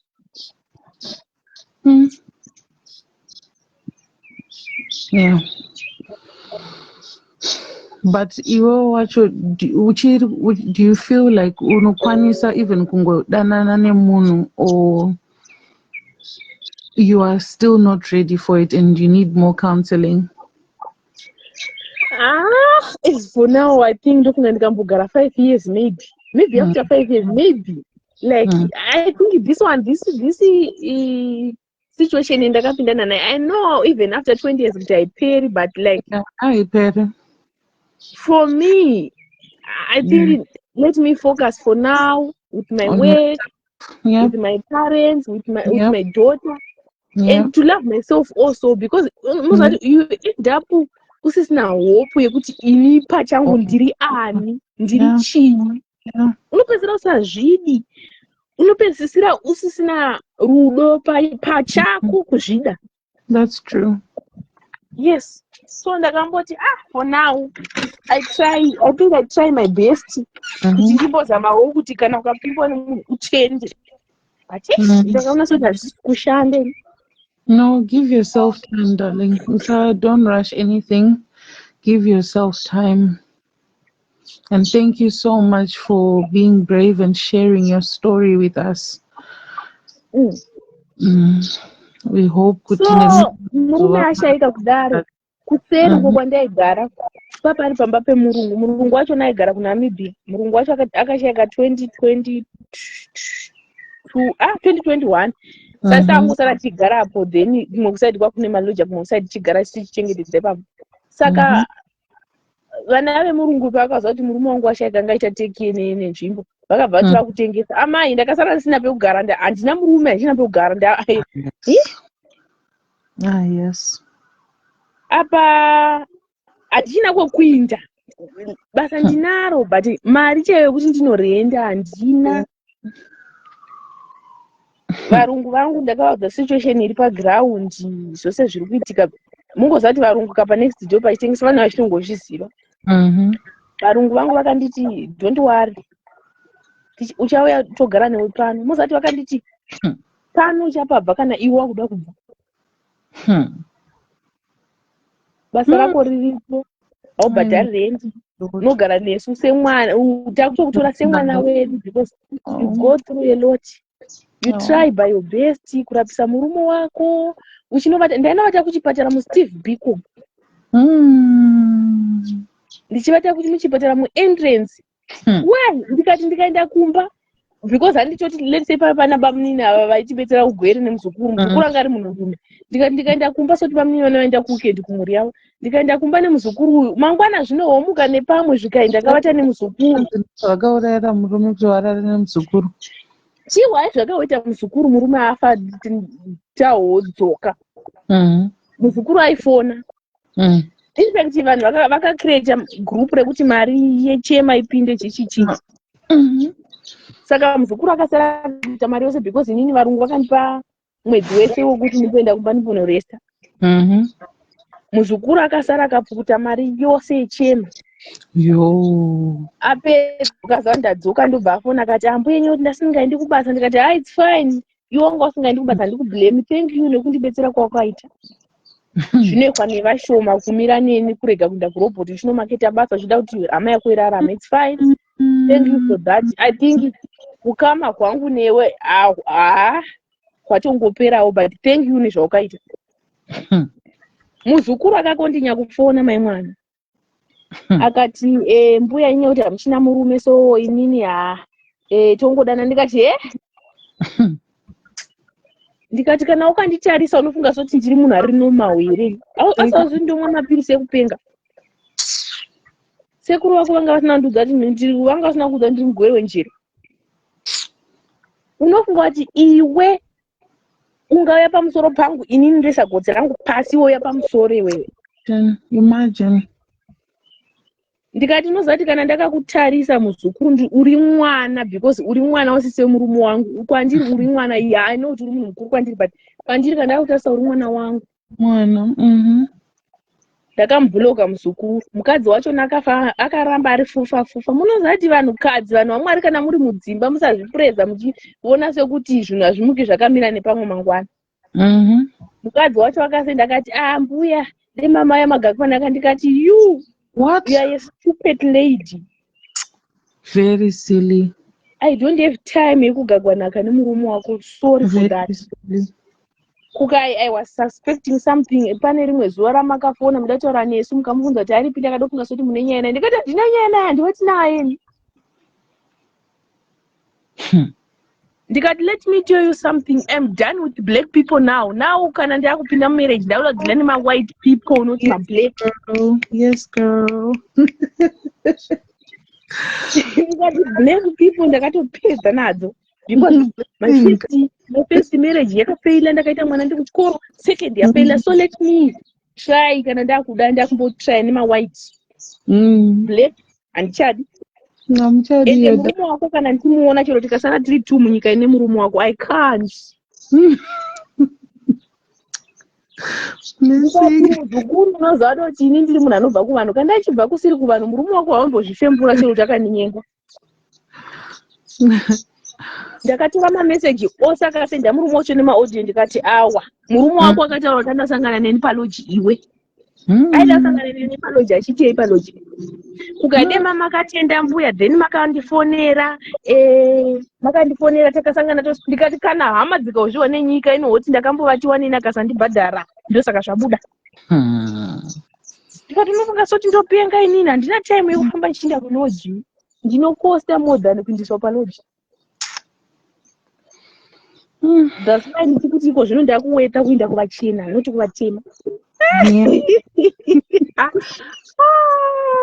Moza zvakaoma. Mozati vanhu kana mukaona munhu afigwa mupei time kana achida kusheya mupei nguva. Anoona kuti pamwe pacho ndachimbochema pane pari emotional, pamwe pacho ndomboseka, but hazvisisiri mumwoyo zvazvo zvekuti zvonyanya kundigwadza like pain semunhu akafa zuro. But ukamborangara mamomenti amaiva mose zvese zvamaita muri mose unorangarira like kana manheru ndovata paunoburutsa mapilo uchimaisa uku kwaunoisa unonyasa kufunga kuti alright sara kuti pilo yandifanirwa kutsamira i1 yeumwe wangu haisipo nai.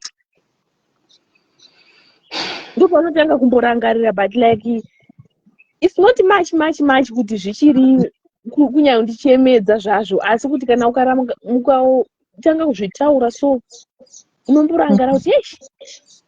But ndaimbofunga kuti moment iyi yekuipa road ndakaipedza, but usingazoti hausati. Can I ask one last question, please? What did you love the most about him? Kawaida aesthetic about him. Anga ari murume aindikoshesa pazvinhu zvose, aindisa first. Chero anga akakweretiwa mari naSamuwani, chero sisi vake vakanyeya about me, aindiudza kuti vati zvakati. Ndikarangara incident yakaitika ndichouya kuOneco, like life yangu I think kubva kumasure my sister inambovhera yafunctiona, because I remember 2019 ndakabatwa nhukusa, ndakaita nhukusa infect. Nhukusa yeya yeah, andinyasoziva kuti cancer. Oh no. So murume akamira neni tichiri musikana nemukomana achindirapisa kumaprivate. Private kuzimu it's cost a lot, and around nguva yacho yakanga iri COVID, but akamira neni nepaigona napo, akati kuuya kukuona handisi kukwanisa, but ndichazama nepandogona napo kuti mari yose yandawana inde kumabhiuzi echipatara. Takaita zvose kumaprofita, kuchipatara, profita chipatara, mishonga yechibhoyi, ndobva ndapora. Kuya kwandakaita kuno rakanga richiri ronda, but rara kuvhara. Pane imwe mishonga so yechipatara inoti kana riri ronda rakaita mwena so unosvinigwa, kana waklina zvakanaka rinoita kuti nyama dzidhonzeke nekukurumidza. Ndo kanibetsera mishonga iyoyo. Vosana G&I ndakavashandisa. Pandakauya kuwanikwa ndakawana mameseji atete sisi vake ari mufoni make, vakati nhuta yaawa kuti anatora murume womunhu here.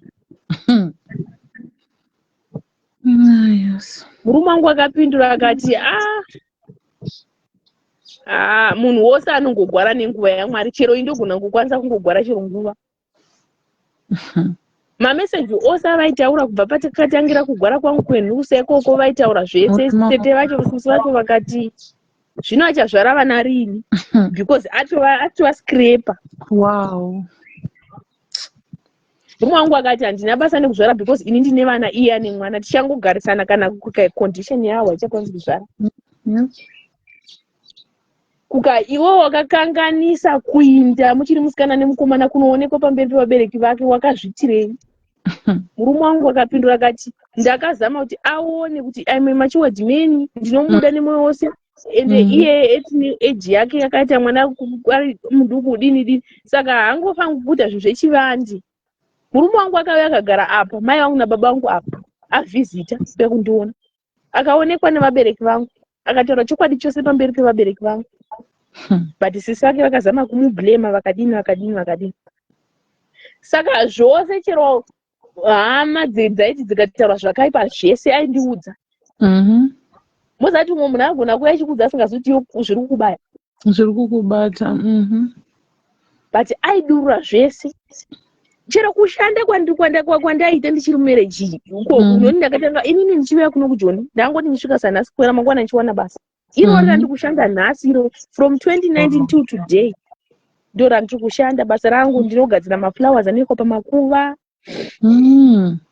tengesera mafuneral parlor kwakasiyana siyana. That's my job. Oh, that's nice. Yes.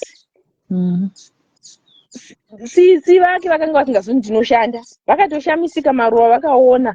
Dzimwe hama ndo dzakaona dzakati maruva ake awa maruva awa ndiwo basa remukadzi wake. Saka varungu vangu kuti ngaasharudze zvaanoda pazvinhu zvake zvaanogadzira. Then varungu vangu ndivo vakabvisa mari half yaidiwa nepala 10,000, then 10,000 ikabviswa nabhosi wake. Tikaenda kunomuviga. But ndakatransfer mari. Which money? Munoziva here kuti kuenda nemunhu muchipatara achinopiwa mubhedhi achinodini pachawo mapirisi anonyorwa muchipatara chero ekungo yemusoro anonyaradza anokosta. Asi vanhu vanotaura kwavanenge vasina kukwera vachidini. But chandakadzidzwa ndechekuti munhu kana asati ambosangana nejeni iyi haihwisisi zvechokwadi. Hauzvinzwisisi at all. Hazviwisisi munhu kana asina ambosangana nazvo. Basi kana moziva kuti ndadzoka tete vaya vekungoitisana neni pamuromo pakutanga pandaita nyaya. Sorry mogona ndosanganisa nyaya but ndozvanditori. Aiwa. Pakutanga pandataura paya tete vaya ndaitisana navo mukando wekuitisana pamuromo neni vaya. Vakauya vakandinyorera murabaraba wemeseji pano nekuzvishava nekwandobva. Vakanyora vakati ndakuda kuenda kumusha saka ndawana rimwe basa. Saka iwewo uchisara pabasa pangu, asi kana ukaona murume wangu ari panopamba usataura naye nekuti unogona kudanana naye sekuti waona murume. Nonsense. Moka ndakavapindura ndikati sorry tete mungazvinetsa inini basa nditori nani nditopawo vamwe mabasa like mapiece job. Basa handitori nawo time yekutorestawo Monday Sunday ndichishanda. Ende murume wenyu handingadanana naye because mukwasha kwandiri plus munhu mutema handichaadi. Pangari muchena ndofunga maybe but guys. Ndikati adhadha aita mutema. Ndikati mutema hayi. Tete mutema amutema ndichadi. Zvino murungu blessing kupopotera munhu nechirungu. Unongoti niye 444. Second. Pane pamwe paunoda kutuka uneshona so haiwa kana. Gazvabhoa nokupinza rekuona woti wati kudii ndoti you too.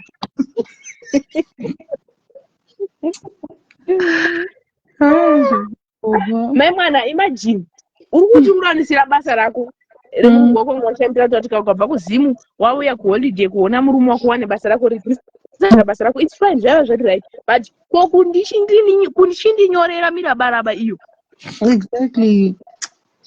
Muza ndakaudza futi ndikati chimwe chinhu futi chinoita kuti murume woinisa muda murume wenyu anezera nababa vangu and mutema. Saka handiafodi murume wenyu. Murume wenyu pakilasi yevarume ndikuda zvamanje manje hakwani. Ndikati hakwani.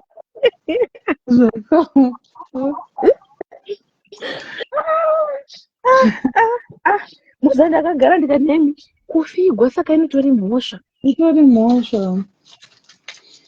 Muzati kana wakafigwa kana wakamitisiwa unichiseko munyika mose because pai pari kutogwa varume vanhu pai baba nhingi yomuraini vakudanana nhingi kunotanga kufungirwa iwe ndimo matop names anenge ari pamusoro.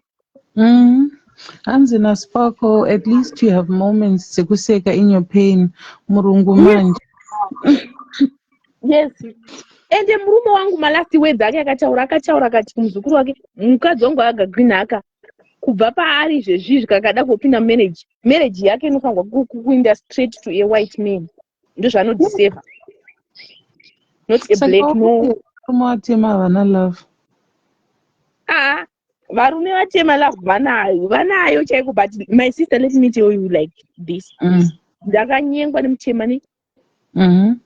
Munhu womukachi wamusoro iwewe musoro it's normal kuwa musoro paupenyu but unondiudza kuti musoro wangu wandikuwa wakauraya ndo wakauraya murume kuka ndakakudza nema kuti akafa nemusoro kana akafa nechimwe chigwere unozase vanhu vangani vakadaro just one but zvakandibata ende pain imwe yakandibata ndeyekutoti hauna chaungatondishanira nacho, unoda kuzviona soti wakangwara, unoda kuzviona soti unoshanda, unoda kuzviona soti une mari, unoda kuzviona chekuti kudi Mwari akupi zviviri. Mwari vakakupa mari unogona kuva murombo, oro vakakupa murume unogona kutambura nepamwe oro chichi. Saka iwewe unofanirwa kutova steady wotoita zvose zvandoda noti uri chirikadzi. I'm not chirikadzi, handiqualify kuchirikadzi inini.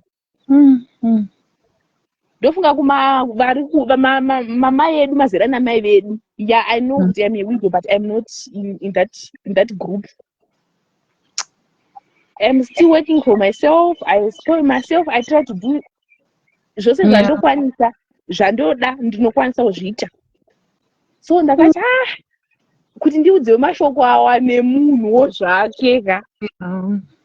Inini pa 3 years dzandakagara chinoye kushusha kwemurume ndakubvira ndachiexperience. Handozivi chero izvezvi kugaya murume anoshusha chidii, because remember pandakaita mwana handina kugarisana nemurume uyu, vakangoroora havo, but pati yekuroora zvose vakaita zvikaramba. Yeah. Uyu wati 3 years, moments dzandanga ndinaye 3 years dzaiva dzekuenjoya. So ndakaona sekuti vatema oro let me say relationship ine zodzo wakati sisimeli, zvine zodzo izvi resiriwo zodzo rako. Oro nguva inenge isati yakwana, munoziva kuti nguva kana yakwana mogona kudoshamisika kuti gule achata adini ende unogona kuwana munhu asinei nezvese zvawakapindana nazvo. Very true. Unoona munhu asinei zvose zvakati no my love, don't tell me about that, it's fine. I know, who are you? No, I want to wipe your tears.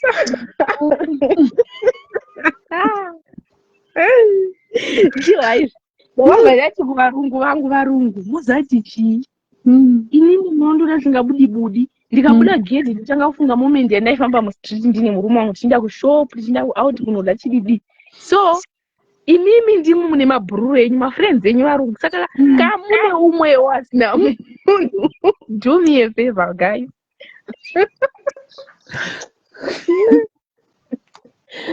Mungu ndiyo favor, Mungu zao nhamo yangu.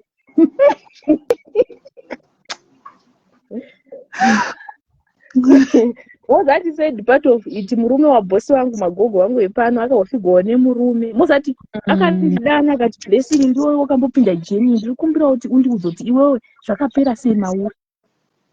Ndikati you know what, hazviperi such, but I try to entertain myself. Anoona zvezvi ndakwira palive ndadurura ndatanga chambochema izvi ndokuseka. Kana mukawa zvichiti muruda kuenda somewhere, spend money is nothing. Spend it because hazvishandi chero mukaichengeta mavana venyu vose vakura. Kana mukada kuenda kuholiday indai munoenjoy. Kana musina kuenda naye ndidanei tinde tose tiri pasame page. It's good to know you son. Aiwa, thank you my sister tambotandara. Ndototenda ndini. Ndoda kungoudza vanhu vedu weka. Hanzi Nelly, blessing, you're just a vibe. Yo, like my name. Chandoda kungokuudzai vanhu vaMwari. Ngativei nerudo kuvamwe vedu. Muzati mamwe majeni atopindana nawo paupenyu. Sometimes munhu anogona kutondinyeya asingatozivi kutoti chandakapindana nacho chii chaicho. Yep, very true. Jeni yekumitisiwa ndakapindana nayo inini ndoiziva. Kana ndikatanga kuitaura yekumitisiwa ndakatanga kubhebhenuka kuti naye munhu ndiwo ndakavata naye ero. Achiramba pamberi pedare. Mozati zviri kuitiwa mazano zvekuti ndakwana chifu chakati ndakazviita inini through that situation ndakapindana nayo. Kusvika pakutaura kuti ndakavata nemunhu kangani pamberi pamai nababa. So musaona vanhu vose vasina varume mungotanga kuti muchivablema muchiti vamahure kuti vane weakness. No, tutori my wife material like me myself I know, but Mwari maybe vakati this page atikuuya ndikufamba marriage thing what it's not mine. Yeah. Ndototenda Mwari zvavo kuti Mwari pandakaita mwana ndiri kuchikoro ipapo ndaka-understanda ndikasekwa nenyika. Moziva kuti unosekwa nenyika my sister zvekuti ukapinda mutara uko vanhu vose vaseka unoti vaseka iwe. But ndakashingirira nhumbi iyo ndikaichengeta ndikabara mwana wangu musikana. On a Christmas day ndo yandakabara mwana wangu zora rakagwa 6 mwezi. Christmas baby. Yes, this year she's turning 10. Oh. Ndikakuudza kuti mwana iyeye my sister kana chikuudza kuti marriage inenge isiri yako. Baba vacho kupa vakangobvisa madamages kupereka kudini. Havana kana chavanoita pamwana iyeye. Anogara Zimbabwe. Yes. Okay. He's staying with my mom. Okay. Varungu vangu ndo vanoisa mwana wangu chikoro. Muona kuti Mwari havakupindamo mbiri. True. Mwari pavanokupa rimwe dambudziko vachaziva umwe acharitora dambudziko rako. Amen. Varungu vakati uione mwana womurume uyu akaramba mai vake ndo akuchiita tekewo zvishomawo zvaoda kutopa pamusoro but hembe dzemwana vanotenga like everything vanoita pei yangu ndoipiwa yakakwana ndikachenda overtime vanondibhadhara. You're blessed. Vanondibhadhara. Mwari ngarambe achiwedzera varungu vangu makore akawanda. Zvose zvavanoda paupenyu zvizadzikisiwe. Amen. Neniwo ndirarame makore akawanda ndikwanise kuchengeta mwana uyu nemwana womurume ndimudzidzise kusvika paanodira. Amen. I know vanhu vanonyora kuti ukachengeta mwana asiri wako hambohofe achinja. I know kuti achinji. Anotori namai vake but vanhu vaMwari. Kune vanhu vanoadopta vana. Yep. Kune vanhu vanongonunga mwana from Norway vongochengeta mwana. Handisi kuchengetera kuti anditende. Ndiri kuda kuzadzisa zvishuwo zvandakasiya ndatenderana nemurume wangu. So for now mwana uyu is form 2. Ndinoda kumudzidzisa kusvika paanodira. Oitawo chinyi neupenyu hwake. Chero akasaondichengeta but denga ndio rinonditenda because nyasha dzandakawana. Varungu vakandipa pekugara. Varungu vanditateke nemwana wangu. Izvo zvindakawo vachiti vada kumuodhera tablet because 10 years akura vavo vana vanawo matablet. Amen. Thank you Jesus. Poga vakazana ndikuenda kuzimoro pakati gare mukati megore zvewinda votumira kumusha. Look at that. Inyasha idzodzo Mwari vane mamwe manyaradziro ende mozati you know what handiblame kufigwa kwandakaitwa nemurume wangu zvandambe ndichinyora paya ndandoadora achika mucomment section kuti ndinodemba kuti sometimes unodemba kuti ndisina kuwanikwa but kuti ndive pandiri pano murume uyu.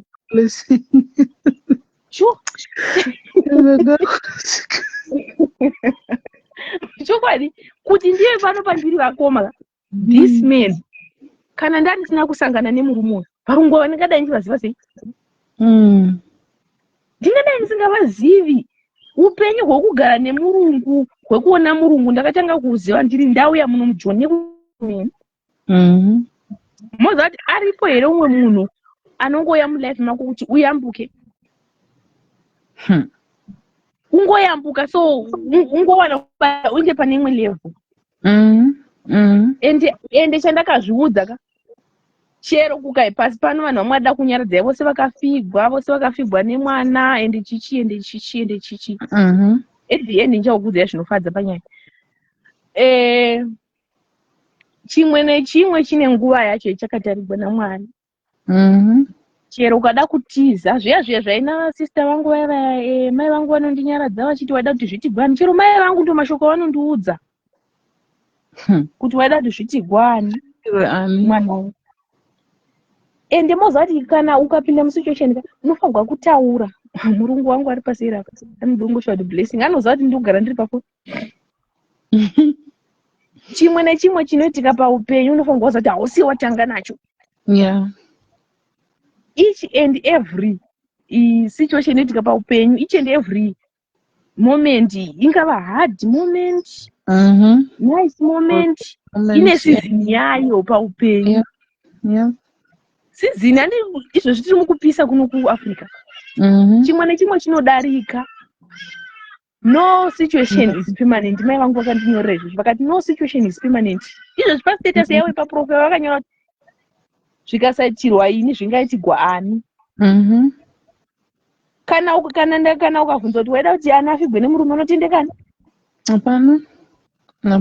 Iyeni ndindaifangwa ndifigwe nemurume ende chero ndakanga asina kuwanikwa neuyu Mwari vanenge vakatonyora mubhuku ravo reupenyu kuti gore rakati Blessing pachapinda mumereji murume wake achafa. Kuti chero akada kufamba nezhira dzakadai izvezvi ndikada kuti 2030 ndo pachatanga zverelationship kana ndikada kupinda mairi ndogona kupigwa zvine murume wepiri futi. Zvisiri zvekuti unenge une sari une chi une munyama kana kuti kana ende varoika havana simba paupenyu hwevanhu vanhu vaMwari. Amen. Yes, I know kuti varoi variko but munhu ane signature yekupedzisira yekufa kwemunhu ndiMwari.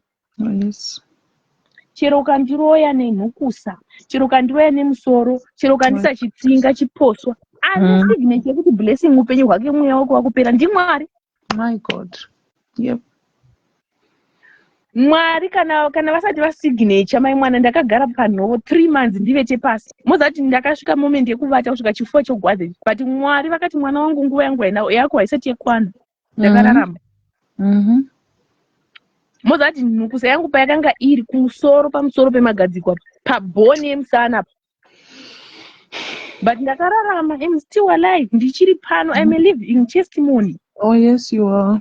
Yes. Ndikafigwa nemurume 23 but I'm still here. Yes. This year at my birthday pana April ndakazvitengera mombe. Ndikati I deserve it. Yes you do baby. Ndikuda kuona kuti vaya vanoi masingo madakasimba. Vakambosimba papi neniwo I want to try myself. Ndakazvitengera mombe yekucelebrate. I deserve it.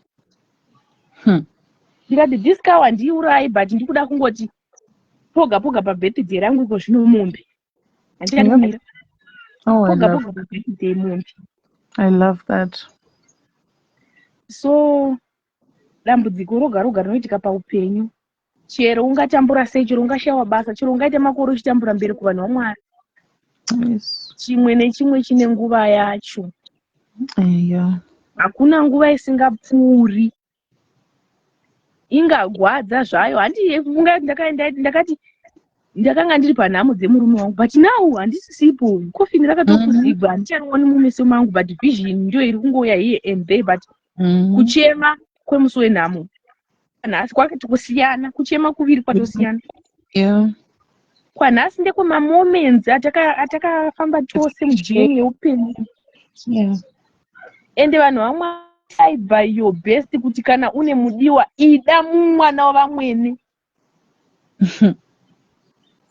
Nguva vanhu vaMwari yatakapawo pasi pano ishomasa. Kana mukagara muchichungurudzana kana ahoinda unotaura kuti kudii kona iMwari. Unotaura kuti kudii. Handi kana aishosha ndekutoti ngarifezi baba iro ndizorore. Yep. So ngatizameni patogona napo vanhu vaMwari ende especially kuvanhu munhu waunoziva ari single. Don't judge munhu nesituation asina kuapply. Yes. Unogona kutojaja munhu kuti ave single kudero akarepewa. Hausi kuziva ungotaura. Vanhu vanosangana nemasituation akaoma, kurepewa, kuibva, kumitisiwa. Vamwe vanomitiswa nehama chaivo vasazvitaura. So vanhu vaMwari nyaya ndaida kutaura. Kune vanonetseka mbereko, kune vano problem yemasari, mugona kukwanisa kungondibata kuinbox.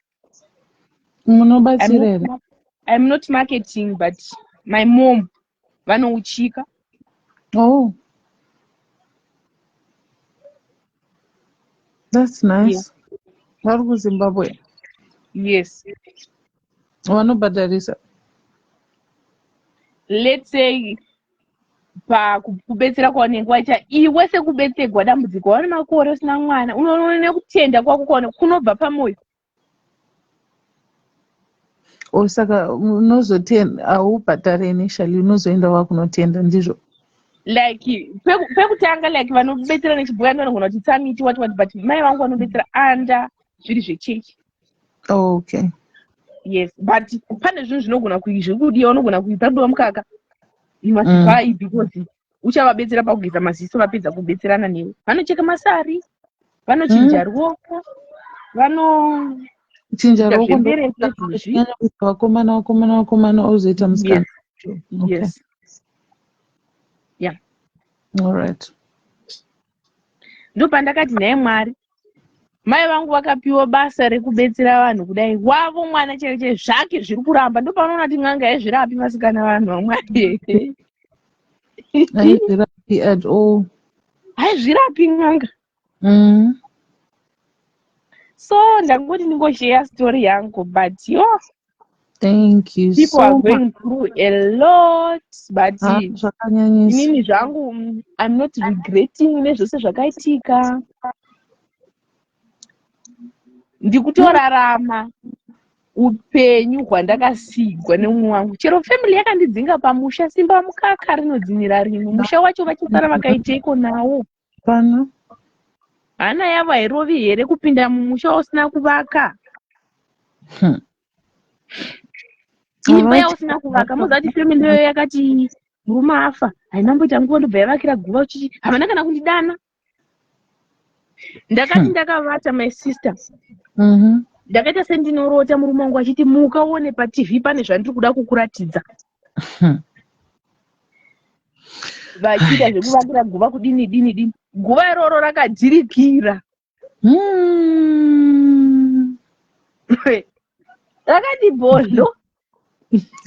Ini havana ndiudza. Yes. Ini havana ndiudza chero vafuti vacho chero sisi tete vemurume ava toxic tete havana kudamwa. So ameno zvine zviitika kumusha kwacho ikoko because mama vangu vakanditi vakanyetsa infect hakuna kuti vakanditi vakataura panhama vakati kana zvichiita kuti ndipedze mombe dzose dzandakaroorerwa nemwana uyu ndichapedza ndichifambira nyaya. Zuva richingovira anofanirwa kugara muimba yeumwe neumwe akaisa paruoko pakufa kwomukwasha wako. Yeah. So I think pane zviri kunetsa ikoko here ameno. Havambobudi pachena vachizvitaura izvozvo. Havatauri but my neighbors next door and the worst part of it kwati takavakira nekwaakaberekwa uko akazvarirwa nevabereki vake kure nakure ende vakati hatingamuvigi uko nekuti guva risina munhu. What is the purpose yekuti murege kuviga munhu pamusha pake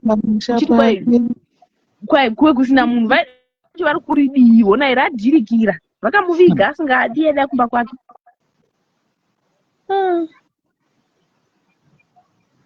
So inini zvangu chandakangotenda kuti from infect kubva zvakafa murume wangu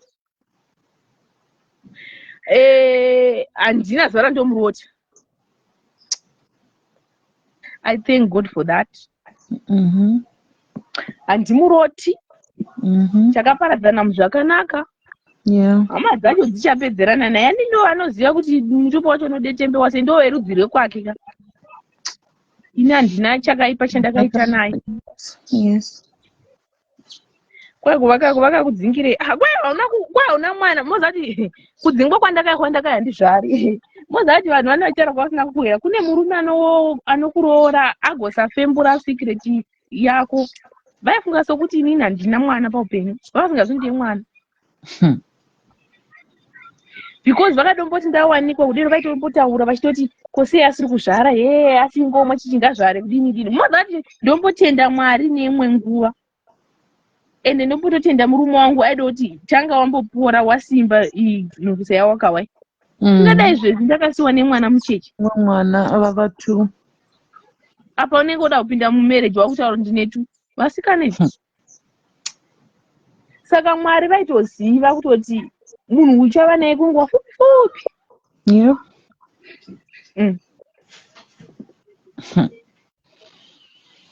Uchava naye kunguva diki chete. Yeah, this is story inogwadza but inodzidzisa kuti choga chaunopindana nacho muupenyu chinogwadza ende chichava nedzidziso kune umwe munhu. Amen. chingava chichigwadza musati pakuita mwana ndini sendinesi ndakadzidza kuti auti mwana usina kuroorwa. Ndakadzidza izvozvo. Ndakadzidza ndikadzidzisisa ipapo ende handipami that thing again. Yeah. Ende ndakadzidza zvakawandisa because muzati uri mwana wechikoro unochibvisa nhumbu chichika. Ndakanga ndakabvisa nhasi uno ndingadai ndisina mwana. Usina kano. Yeah. Ndingadai ndisina mwana izvezvi. Chitara yandi ndiyo mwana woga wani wandinaye. Mumarriage ndakapinda but ndakabuda musina mwana. Ndingangoti marriage ichi yakandisira kuziva varungu vano vandiri nebasa iri kwose ndakaita zvandiri kushanda nhasi uno. Ndizvo zvandakabenefita according tichitaura zvinobatika. Because mushanda kavaka chaiko chaiko asi handina kugara. Hauna kugara. Handina kugara. Hanzi naN Mwari havakupe mutoro wausingagoni kukunda. Yes, Mwari havakupi mutoro wausingagoni kukunda. Moza ndakati ndiri kumba ikoko ndikawa kuti paseri pandaigara apa pari kutotengeswa zvechokwadi. Moza ndakati saka ndichaindepi, saka ndichava ani. Ndodzokerazve zvezvezvo kusekwa uri paruzevha zviya kuti adzoka. Oh, yes. But Mwari vakati uchadzokera uchanoshanda. Uchadzokera uchanoshanda. Ane tiri kushanda izvezvi. Uchitozviraramira. Ndichitozviraramira. Amai vakati vari kuda magrosari unotokwanisa kuvatengera. Muromo umwe. Birthday mai muso birthday ndakati wavhunze pana September. Muri ku birthday saka muchaita sepa. Ndiri kukwera zvangu ndiri pamba ini chitomenya nzungu dzangu kugadzira kurima.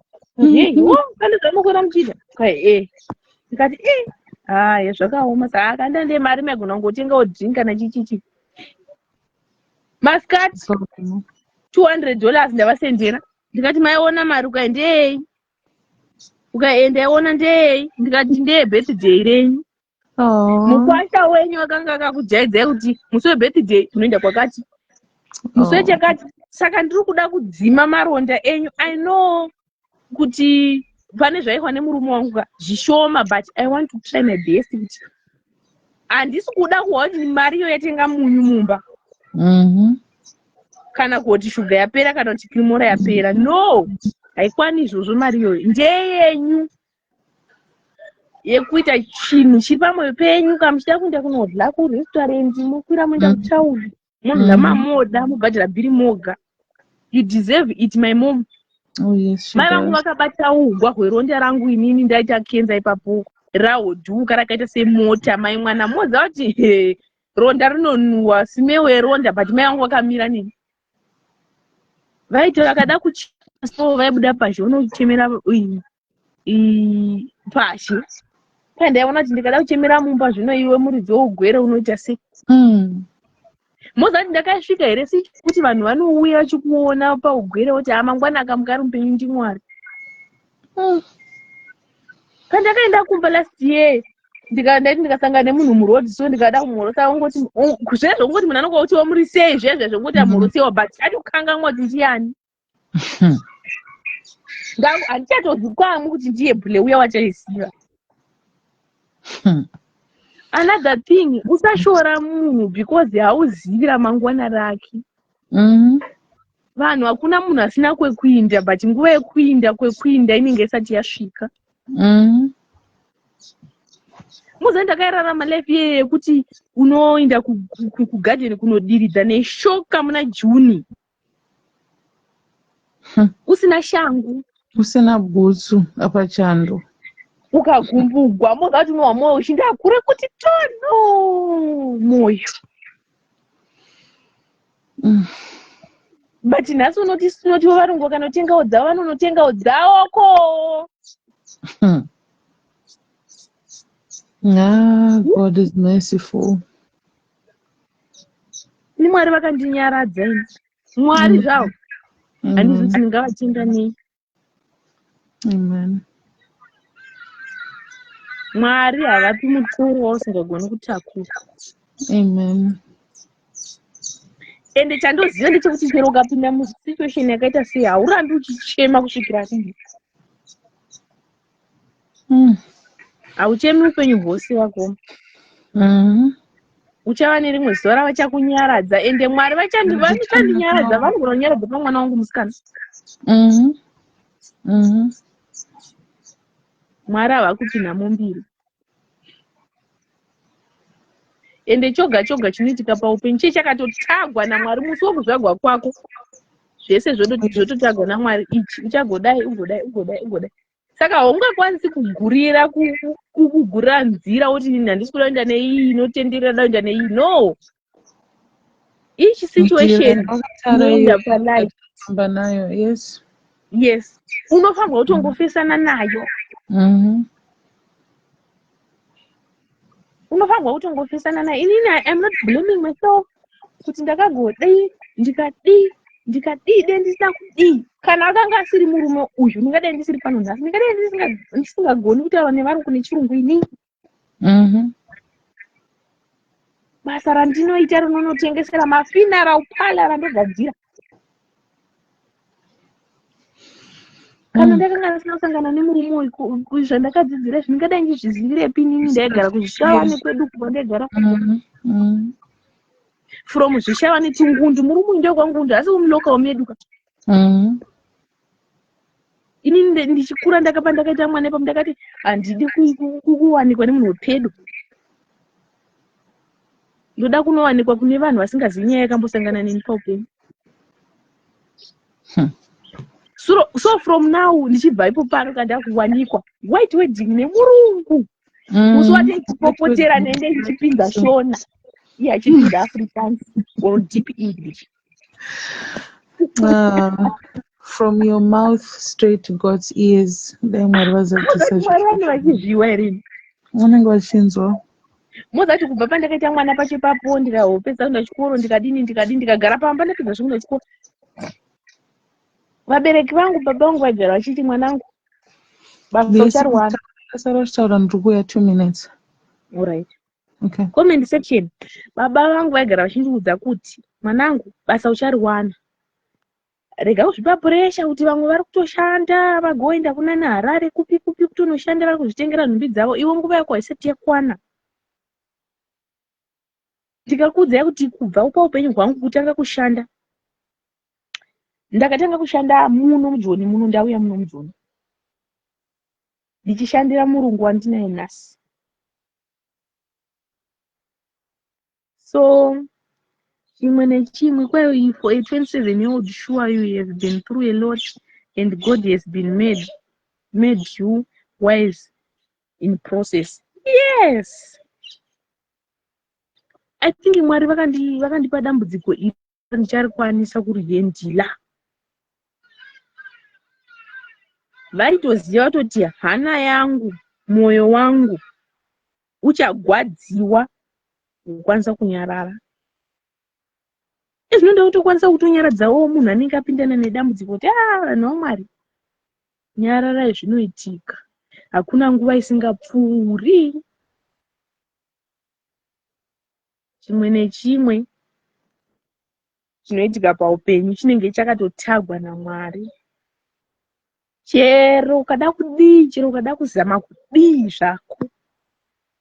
I want to tell you, munhu wega ari panguva yaari, ingava inorwadza, inosuwisa, yekufara, Mwari vakagara vakanyora mubhuku ravo reupenyu sokutoti ningi achasangana nezvakati, iwe uchasangana nezvakati, iwe uchadai.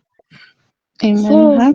Sparkle, for a 27-year-old, sure you have been through a lot and God has made you wise in the process.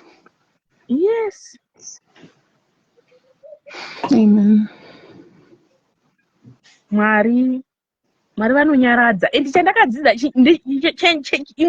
imwe statement yandonyaya kufarira paupenyu pajeni yangu. Kwai Mwari ndiMwari wechirikadzi nenhera kureva isu. Oh yes. Panoropafadzwa vanhu paya Mwari vanotanga kutarira isu.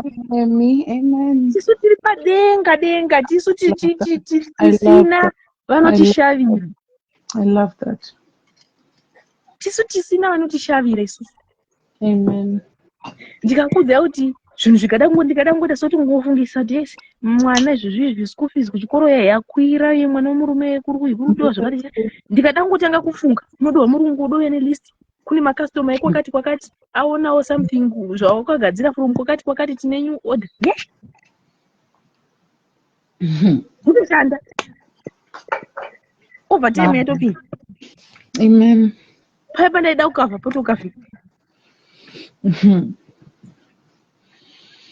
because Mwari vanotoona kuti ndikasamunyaradza neipapa achazviwanepi.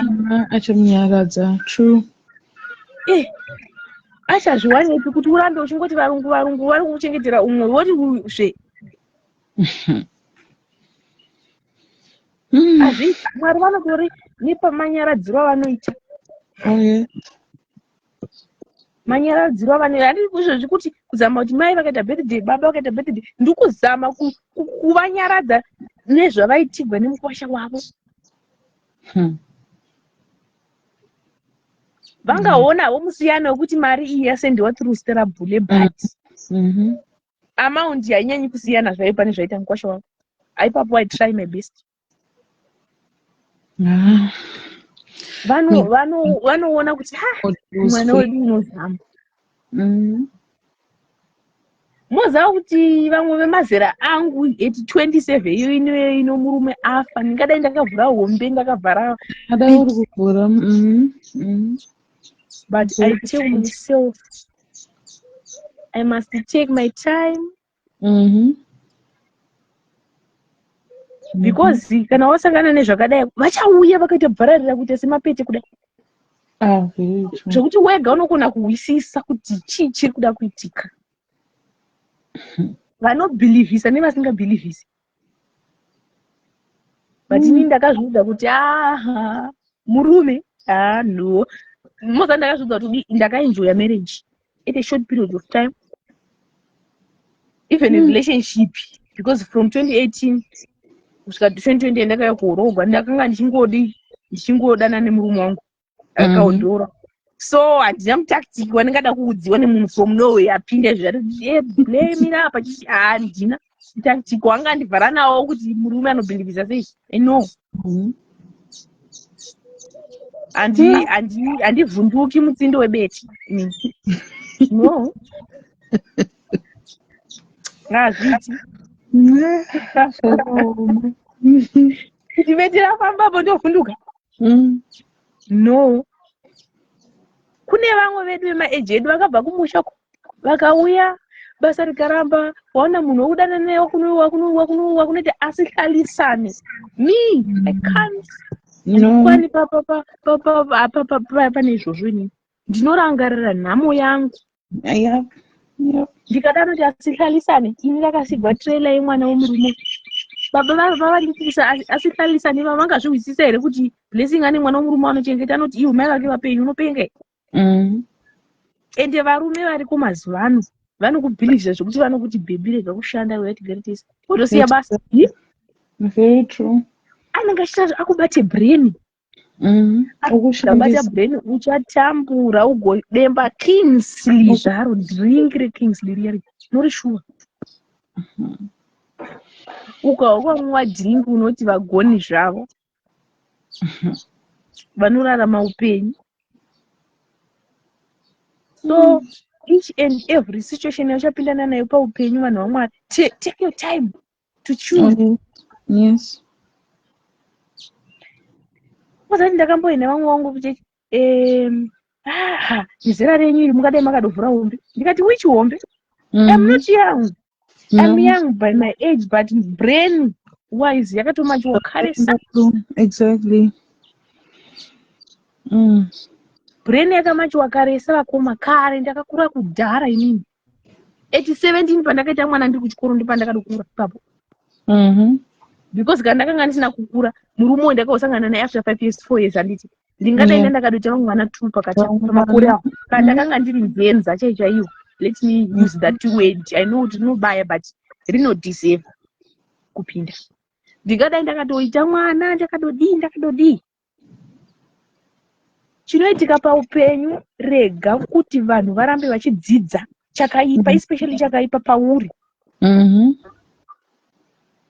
inini vanhu vakatotaura zvikatokwana mazvo Amen. zvikatokwana kuti hei akaita mwana ari kuchikoro akadini havamanyi nenyaya vhikika vanhu panotopinda inopisa yako vatosiya vatokangamwa vatopinda pane yanhingi vatosiya vatopinda pane yanhingi pandakafigwa vaifunga sokuti ndichahotambura ndichaudzoka pamusha no Mwari vaitoziva kuti kana afigwa achakugara nevarungu vake mabhosi ake chaiwo chaiwo achashanda kuchengeta vabereki vake agodini ndikakudza kuti last year ndoda kuenda kumba vakoma December imba yakatogwa nemhepo kwakangouya mhepo from nowhere ndobva yakwatura denga maasbestos kunoti bipasi 6 ndiri pagwendo kugadzira kuenda kumba but ndakona kuenda kumba inini imba haina kukona kupfurigwa nekuti yatogwa nemhepo kuenda kumba hapana akakwara hapana lafu yakadoitika mai vakafemegwa vakati vana vabude mumba vanodyera pashi ivo mai ndo vakanga vari mudining vachitofoda avo hembe nekuaina nekudidi denga ndipo rakangoika zvichinoita kadaro mai kutosenda odi vachiseka zvavo kuseka kuhamba bvu ndikati kunosekeko kadenga rotogwa nemhepo asi hapana kuva kuzoseka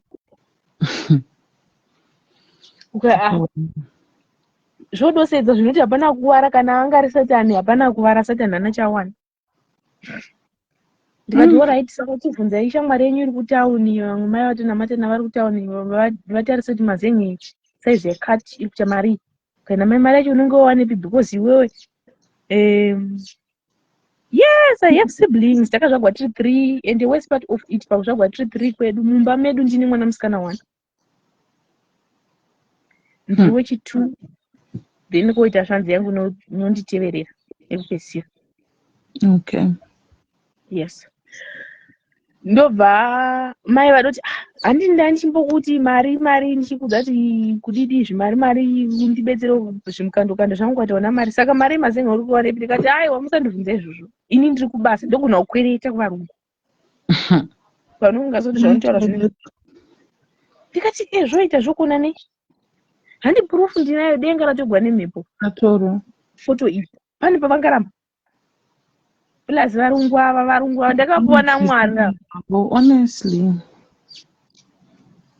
ndakavapiwa naMwari varungu ava thank you Kola you make me proud I'm proud of myself I'm a young widow at 27 but I'm not a widow imi mai ndobva vati vatovhunza mazen'e kwacho kutosenda mari yacho mari waiwanepi ndikati ndati ndichakumbira kuvarungu ziva izvozvo mbereka adi kunyangoziva zvose ziva izvozvo chete muperera ipapo mozati baba vakati ini cheche baba vemusha cheche ndatoperegwa ndikasha kuti tichadini zvino denga richagodii rikadini mwana wangu akati gogo zvino anonditi bhule because mwana ndiri kuchikoro ndikaupedza ndo chikoro isara namai saka anongoti nditi bhule mama pano nepapo kana isida chakakosha saka bhule wacho mama domuudza negogo ngaratogwa nemhepo ade mama ngomufonera gogo ini zvandakudoita ndakudonamata kuti mvura isanaya kusvika bhule atina mari oshuwa denga rakatogwasa nhasi ndikasenda mari musi woyo mai mangwana achinotenga mazen'e kona mangwana denga richirovegwa richidzosegwa you're working hard and I try myself my sister ndikakuudza kuti handizviproud ndine mari ndine chishoma iyoyo ndinogutsikana chero iri 10 rand but you must use money wisely yep you must use it wisely ndikabata mari ndinotanga kugara pasi kudai ndisati ndaishandisa ndofunga chakakosha oh yes thank you ndikadaona kuti ndingavhiringidzika kushopu kune chinechi chota ndogona ngotuma murungu kuti 100 rand ndikuda kana madomasi inini kushopa ndinyanyi kuda kuita ndogona kukanganisika ikoko because moza ndakambokwira muuber mumusi ndikapa uber driver 200 rand akasandidzosera chinhu ndakazvifunga ndabuda kuti ko handapo chinji ukavarayirwa ukaisiya ndikaisiya yo ndikarobhewa kutoregwa foni ne 2000 rand ndenda usinda kumba iyo yekufamba woga kudai chikwama wane mari yaenda chakasara ipassport handana utsinya vanhu vacho But ndakati kana vadaro manje vachawanei mari yekuba haigarika. Haigari, ndaona chavanomboita nayo kungobawo just for the sake of it. Yes, ndikati havana zvavagona. Mari yekuba inongoti pupuru sebepa yapera. Yotopera. True. Ndikakudza kuti sister pandachiti handizviproud. Takazvagwa tiri 3 in fact. Mabrothers angu ose tinoshanda but kumba kukaitika dambudziko handiti. Handimiriri kuti bhudhi nhingi vaite. No, I play my role semwana wembereki. Semwana akazvagwa. Chete ndopaunoita ya. Umwe naumwe ngaite role yake. Avo mabrothers angu akatosara kutumira mari yedenga. Ndikati kuna mai imwe musataura kuti angatotumira. Musataura kuti denga ratorovegwa. Ingoti izvi situation ichipo yakadaro. Mari iyo ichatoshanda pane chimwe chikambo. Pane chimwe chinhu. Imimi musataura kuti atotumira musikana. No, musataura izvozvo. Ingoti zvino izvezvi mvura denga rakadomisa kuti vaite fast hana dzirove. Muchiziva kuti mari yatopinda kare.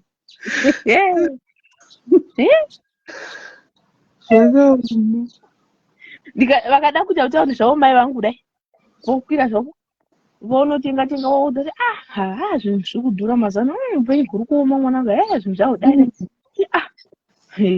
saka izvezvi saka makutoti matimbove vana matenga akawanda sei hundu matenga zvinezvi saka zviri kushota samuchadii imboendei vambonodla izvozvo zvinhu zvakadooma ma vanopinda mota vodzokera ndosenda zvangu kumari waiwanepiwa ungochitona mari iri kupiwa no musataurisa iri dzoti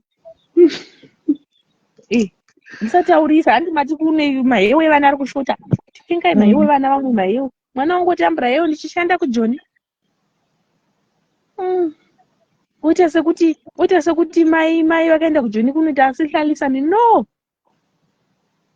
ndinoziva zvandakavinga ende chinondipa simba paupenyu kudadigwa iko kutsvinyigwa ikoku kune vane varume vachitinotora varume vavo isusu hatiwanikwi tiri ikoku panoi masingle lady ari kutenga mastendi tinenge chitoripo ipapo yes panoi vana vekwanhingi vanodadisa teichitotaugwawo ipapo kumba kwedu izvozvi mvura yenaye vanhu vamwari mbeu kumusha tengerai vabereki mbeu kwete kuti ketai mumbeu yamakagohwa gore no mumboziva here kuti mabagwa aya ekuketa aya mumabagwa atakarima anenge akaita kunge ane kwashi musamirira mbeu yekuhogwa iyaiya yekutambigwa iyaiya inononoka kuuya pasi paoma.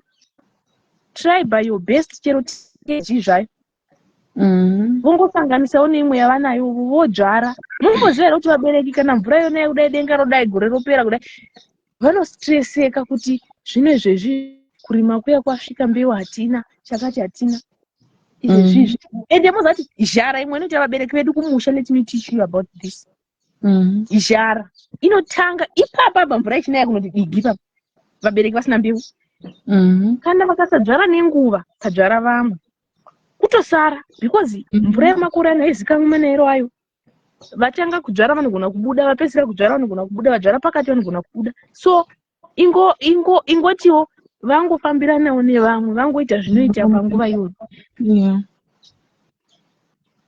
nekuti kana vakaera vasara iwe mudikani iwe ndiwo uchasafa nekutenga chikafu wotenga 12.5 upfuku unotenga 12.5 kumusha unozvikwanisa hauzvikwanisi mari yacho zvinokumusha tisiwana bhureti takasiya vana vedu nevabereki haitombokwane 12.5 ndeyangu ini ndogara ndiri 1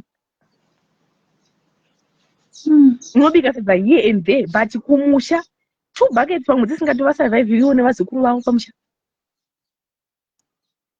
so ngatingozamai kungoti zvishoma izvozvo zvatawana panofamba vamwe kufambirana nenguva berana nevamwe hakuna mari inoyi yakawanda 5 rand chaicho kwaikandapa mangwana kukaisa 5 yadova 10 iri kutowanda ngatiregei kudla mari semaondi vanhu vamwari ngatizamei kusvinidzira because zvinhu zvakanaka zviriko kumashopu ende zviri kupinda nhasi mangwana kusha design wa imwe design kutenga hakuperi, kudla dumbu haritendi. Haritendi. Akambotendewa nedumbu kuti dumbu randitenda ndiani? Kwai zvakaoma. Chokwadi inini ndotaura pamwe ndichichema pamwe ndichipinda nemugadheni medu mevemwe vedu. Kutrai kuonesana chero sisimeli vanganga vachitaura palive vanokuonesana zvokuti chero woga unoti zvandiri kuita izvi ndakutosiya. Unenge wabatikana kuti because ivo vacho vanozviita vanombozviita sei? Kuseva kwakakosha. Izvezvi gore rakupera kwatava kujuniwa negore my sister ipapa. Ndoda kukona enda kumba ndozvona gore nepano unosvika. Kukona enda kumba pedu apa uri muno muAfrica. Wati waenda kuzvikwenyu woite sei? Ngatidzidzei kuzama nepatigona napo kusevha tichigutsikana neupenyu hwedu, especially kugutsikana neupenyu ndokunodiwa paupenyu, because ukasagutsikana neupenyu ndo pachatangira mwoyo wakaipa wogodho wekuti iye mbule yeyu anenge ari kutoita zvezvikomba. No, handiti zvezvikomba, ndogutsikana nemari yangu yoyo yandawana ndichigara pasi ndoona kuti inoita nezvemari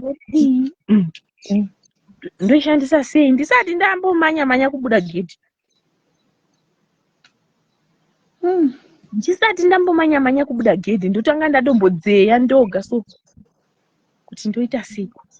Kana pane chandisiri kuisa ndogona ngovhunza mai like ngoti in passing kuti but chakadai vanodai zvofamba sei. Izvo ndini ndoda kuzviita zvo, ndoda kungohaidziya. At the end of the week or at the end of the day ndogona kuti ndini ndafunga hangu kudai but ndachida kungowa kuti zvinofamba sei.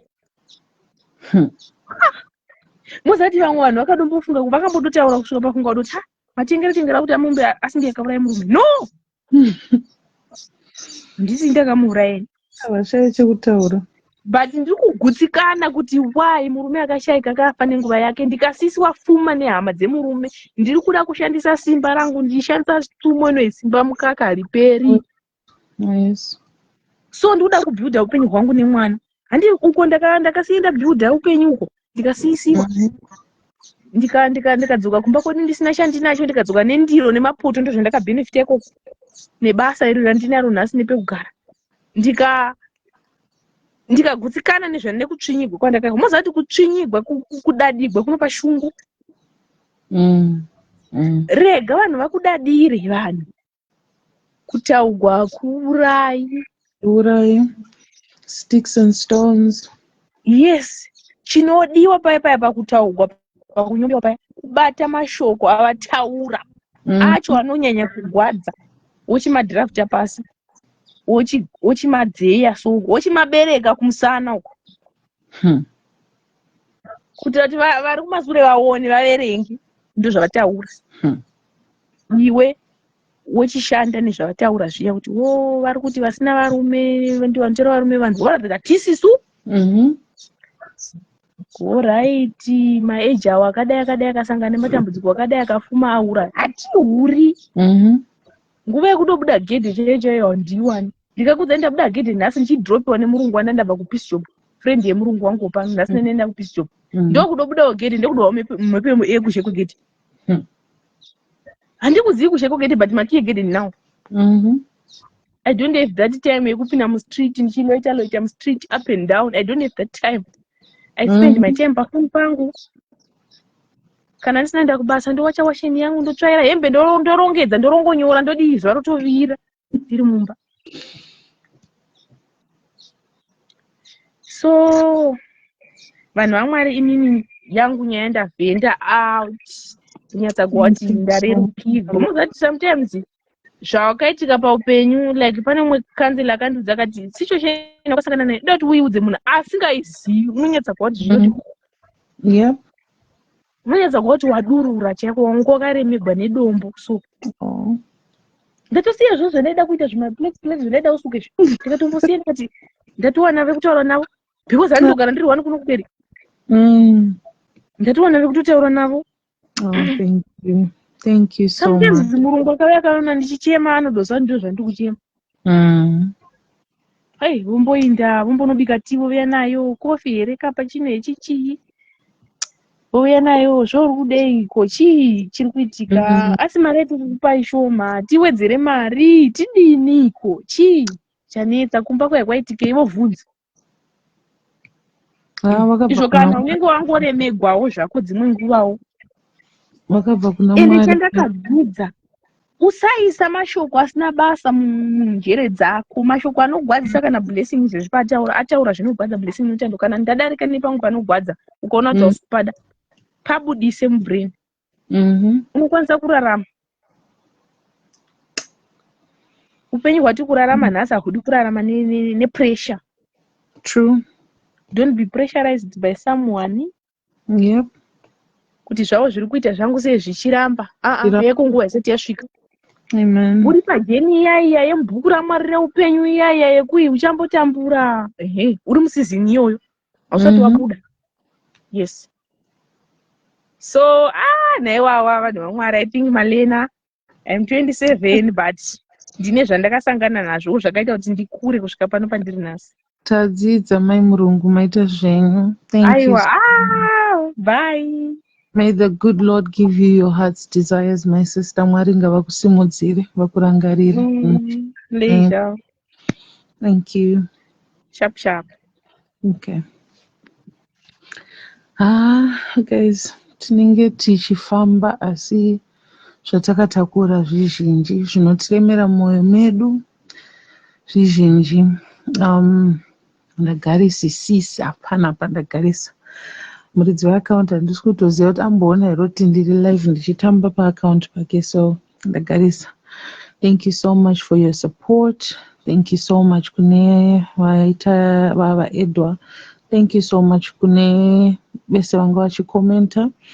I'm going to leave a few words with you guys before I go. I hope kuti pandiri kuda kuverenga Mwari vachataura kune vanhu vavari kuda kutaura now through this word.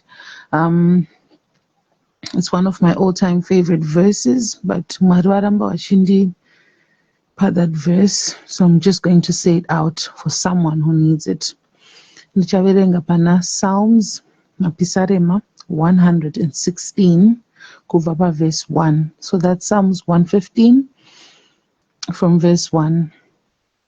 Inoti, I love the Lord, for he has heard my voice.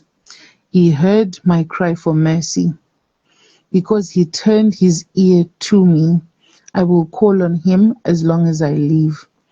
The cords of death entangled me. The anguish of the grave came over me. I was overcome by distress and sorrow. Then I called on the name of the Lord. Lord, save me. The Lord is gracious and righteous. Our God is full of compassion. Tinotenda Mwari neshoko rake. I'm saying this psalm kune mumwe munhu to just remind you of how compassionate God is. Mukati mekurarama kwedu we go through different situations that continuously try to tell us kuti hakuna chinhu chinonzi Mwari. Dai Mwari wako aripo, dai warwara. Dai Mwari wako aripo, dai amai vako vafa. Dai Mwari wako variko, dai chakati chaitika kwauri. My dear, let me tell you, there is a God in heaven. Even if we have a million situations around us trying to make us doubt the existence of God, that is the devil. There is a God in heaven. Kuna Mwari kudenga, Mwari anoponesa, Mwari anonzwa. If there is one thing that I brag about mukati mekurarama kwangu is me always saying, every time I call, Mwari wangu anondinzwa. Let me repeat the verse. It's Psalms 116, Psalms 116. I will read it again. I love the Lord, for he has heard my voice.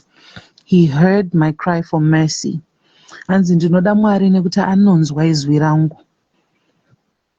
He heard my cry for mercy. Anonzwa kuchema kwangu. Because he turned his ear to me, I will call on him as long as I live. Anzi nekuti nzeve dzake dziri pandiri, ndicharamba ndichimudana muupenyu hwangu hwese. The cords of death entangled me. The anguish of the grave came over me. I was overcome by distress and sorrow. Kufa, rufu, anditi, nemweya werufu, zvakauya pamusoro pangu. Ndikaremerwa, nekuchema, nekusuwa. Anditi, then I called on the name of the Lord. Lord, save me. The Lord is gracious and righteous. Our God is full of compassion. Let me tell you something, my dear. In as much as we have so many things around us that try to turn our hearts and our minds away from the ways of God, we need to remember there is a God in heaven. Dai kusina Mwari, dai usipo. Dai kusina Mwari, dai zvizhinji zvaunofunga kuti wakazviwana nesimba rako zvisipo. Ngatisakanganwei kuti kune kudenga kunoda kuendwa. There is a God in heaven. I like this one phrase that says, arise, O Jehovah, and let your enemies be scattered. Paunonzwa kunge wakudzikisirwa so mumwoyo mako, just call on the name of the Lord. Lord, save me, and he will save you. Because remember what? His ear, nzeve yake, is inclined to you. Inclined is like, it's just there 24/7, just waiting to hear you call out. All you need to do is call out, call upon the name of the Lord, and he will save you. Yes, we have been through situations. Yes, we have lost our loved ones. Yes, we have lost our hope. But does that mean that there is no God anymore? Does that mean that God loves you less because you've lost someone that you love? This is not our home. Tine kumba kunoda kuendwa. That's why tichifana kushanda, we need to work. Vatiri kuchema vese kuti ninga akandisiya, ninga akandirwadzisa. Yes, zvinorwadza because tiri vanhu venyama. But those people have walked their journey. Pane angachitaura akati hanzi ndakanzi ndiridzire nziyo yakati yakati, journey yandoda kuenda yakareba. He was now seeing, he could see that there is a journey that he should walk. There is a race that we must run. There are victories that we need to win, but we cannot win them if we are hot and cold. We cannot win those races if we're lukewarm. We cannot win those races if we don't have our eyes set upon the Lord. I did not have any intention to come here. I was just here to talk. I was just here to listen to you guys share your stories. But whilst we were doing this, God kept saying, read this psalm, read this psalm. Kuti tisazokanganwa kuti kuna Mwari kudenga. Tisazokanganwa kuti even tichirwadziwa zvinenge, at the end of the day, our God is faithful. Questions may come kuti dai Mwari wako anga ariko, shuwai kusiya uchita shirikadzi. Ko dai Mwari wako anga ariko, ko dai anga akati mai vako vafe usati wavachengeta. Ko dai Mwari ariko dai. You have questions, my dear. I have questions. We all have questions that we can never know the answers to. But one thing we know for certain is kune rwendo runofambwa. If we know, kana pane vanhu vaya vanoshanda maybe care home, nursing homes, hospitals, vakaona or experience people that go through end of life, you will understand that there are journeys. There are journeys that we need to walk. This is the process yekufa. Process ye dying. Reach out. Oh, I'm going, I'm coming, I'm cheap. It's because so those people vakaenda yanga iri nguva yavo. God wanted them to move at that particular moment. Pavanga vanzi nedenga vasvike, vanga vasvika vakapedza. Yes, it might look like, oh, my child died at 4 months old. Oh, my child akafane 4 years. That was not long. That was the time. They were there to do what they were meant to do. There are seasons for everything. There is a season for your suffering. There is a season for your gratitude. There is a season for every situation in your life. We need to acknowledge God more mukati mekurarama kwedu. Our lives need to glorify God. Our work needs to glorify God. Every part of our bodies need to glorify God. Mukuchema, mukufirwa, so kumira. Uti haiwa, ndinotarisa kwamuri.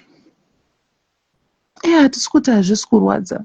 Zvinorwadza sterek, ende zvichatirwadza sterek. But tinazokwanisa zvekare tidzidze kuti even mukurwadziwa tikafunga so nezvevanhu vakatisiya tobva tati asi Mwari makaita zvenyu. Makaita zvenyu Jehovha, makandipa nguva naFlorence. Makaita zvenyu Jehovha, makandipa nguva naJohn. Makaita, like, just being grateful for their lives. That's what we call celebrating a life. Kana totadza kana kucelebrate upenyu, mungoti zvakunda hatitaure, I was so heartbroken, handikwanise kana kutaura nezvazvo. Who is going to keep my name alive? Share those moments. Share that beautiful memory you have of that person. Glorify God for the moment you had with that person. Upenyu hausi kugumira ipapo. Upenyu hune kunoda kuendwa. Vakaenda, vakapedza pavo, vakashandira yavo corona. What are you doing to make your life right with God? Mwari dai azotibatsira tese. Mwari dai atiitira zvakanaka. Mwari atisimudzire. Mwari apodze moyo yedu, because half of us, or literally 3/4 of the world, is living with heartbreak, with pain. It might not just be heartbreak, yerufu, but just we have so many things going on around us. So may the good Lord give us comfort. May the good Lord heal our nation. May the good Lord just remember us. Nyika kwayava kuenda kwakuda kunamata, hama dzangu. Yakuda kuziva Mwari mumweya nemuchokwadi. Talking to God in truth and in spirit. We need to rediscover ourselves. We need to rediscover where we stand with God. We need to rediscover our relationship with God. Ndoda kutendai mese mauya pano. Mwari ngavakuitirei zvakanaka. Mwari ngavakurangarirei. Thank you for all those that were kind to me. This was my very first live, and I'm grateful for your support, guys. I'm grateful for your love and your kindness. Ndoda kutenda vese vaedwa palive vakauya vakashare the experiences. Thank you so much. Sis Melly, thank you for giving me your platform. My dad is Ese. Ndinokudai zvakapetwa, guys. Thank you so much for being my family. I love you so much, and may God bless you all. Morara munyasha, not kuswera nditi morara munyasha. Yeah. Chido says one of my friends had a near-death experience. It has lived with me since. Okay, it has lived with me since, guys. Let's be kind to each other. Oh yes, let's be kind to each other. That's true, Chido. Tintenda, Brandy Nyambazo, thank you so much, my love. Urban Oak Zim, are you a psychologist? Oh my darling, I wish. And I wish I was a psychologist, I wish. But yeah, thank you so much for your time, you guys. You are so amazing. You've been so good to me. You've been so kind. This song that I like, but Nare Kelemo, I think. Yeah, I like that song. Then in my song, Yekuti You Waited. You guys need to listen to that song. Yekuti You Waited. You just know it's You Waited. It's a really beautiful song. Yeah, to bring you closer to God. You waited for me. Mwari vakandimirira muupenzi hwangu hwese, mukuvavenga kwese, mukuvashora kwese, but he waited. So yeah. Blessing notando. Above all, don't blame vanhu vakasabatsira. Blessing ataura as well guys kuti mama wake vanouchika nekubatsira masare. So if you guys want help nezvinhu izvozvo zvemasare zvekuuchika as well, you can go inbox kwaBlessing hanzi unozobhadharawo tender afterwards. So yeah, Pamela Tegama, thank you so much my sister, may God bless you. I really enjoyed being here. Kendichienda manje ndimbono ndakunoita ndichaziva zvandikunoita. Well, I have nothing to do really, but I think ndambonzwa song yangu. So I have to go, but thank you so much my diaries. Thank you. Kune wese ari kuda kuona ruoko rwaMwari muupenyu hwake. May God show up and show off in your life. Okay, I'll put the verse here, Chido.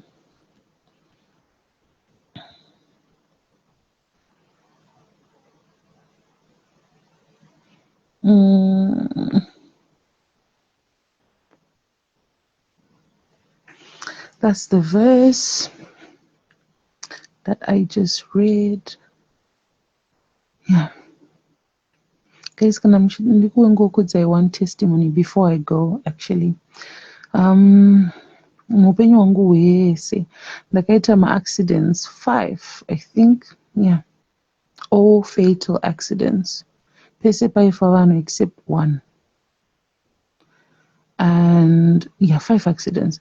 Pese paifa vanhu except pa 1 yacho ndo pasina kufa vanhu. And kubva ipapo ndine trauma, actually, isingaiti when I'm on the highway especially. And I would always question Naimi chichi.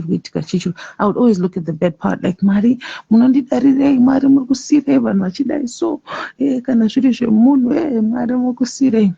But I never looked at it from the brighter perspective, on the brighter side. Kuti no, the fact that you keep surviving and everyone else is dying in these accidents, it's because God is saving you. And there's a reason, there's a purpose on why God is saving you. You are not supposed to be questioning God as to why these things are happening. You're supposed to be glorifying Him for the greatness He is showing in saving you. So munguva zhinji even zvichirema, may we never forget the goodness of God. May we never forget the millions of battles that God is fighting on our behalf. Some of them that we don't even know about. He is fighting battles, man. Battles that come in our name. Imagine tovarwa isachatombopfuura paborder mepo kunzi haisi kuzombosvika kwaari kundai. Yeah, hazvisi kuzombofa zvakabata kunda izvo. And you're there like, Mwari mazuwano so zvinhu hasi kutombondifambira, because you don't know kuti kune gap ravavhara uko. You're there questioning, asi Mwari so, Mwari zvakati hasi kufamba. Instead of you just saying, Lord, it's been a week and I've not been sick. You know what? Thank you, Jesus. Oh, thank you, Holy Spirit. No, we don't. All we do is kugununguna. Tinogona sere kuti rasta rake pakugununguna. But are we serving God? Are we worshiping God? Remember the word says, even imimi mukasandinamata vachasumudza matombo kuti avanamate. But we are here questioning Him every second. Mwari asishuwa mungaurayi mai vangu nini Mwari? Mwari so. But you're not there just saying, Lord, my God. May we always remember, guys. May we never, ever forget. May we never forget.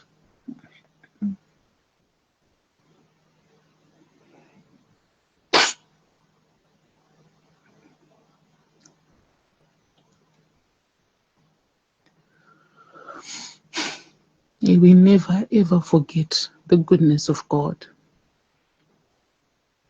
May we never, ever forget that His name is Jehovah Shammah.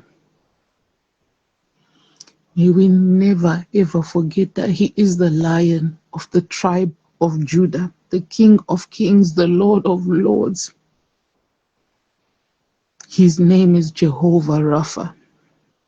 May the Lord come through for you, whoever is listening under the sound of my voice. Let the Lord speak in your life right now in the name of Jesus. May God comfort you. May God heal you. May God give us the spirit of gratitude.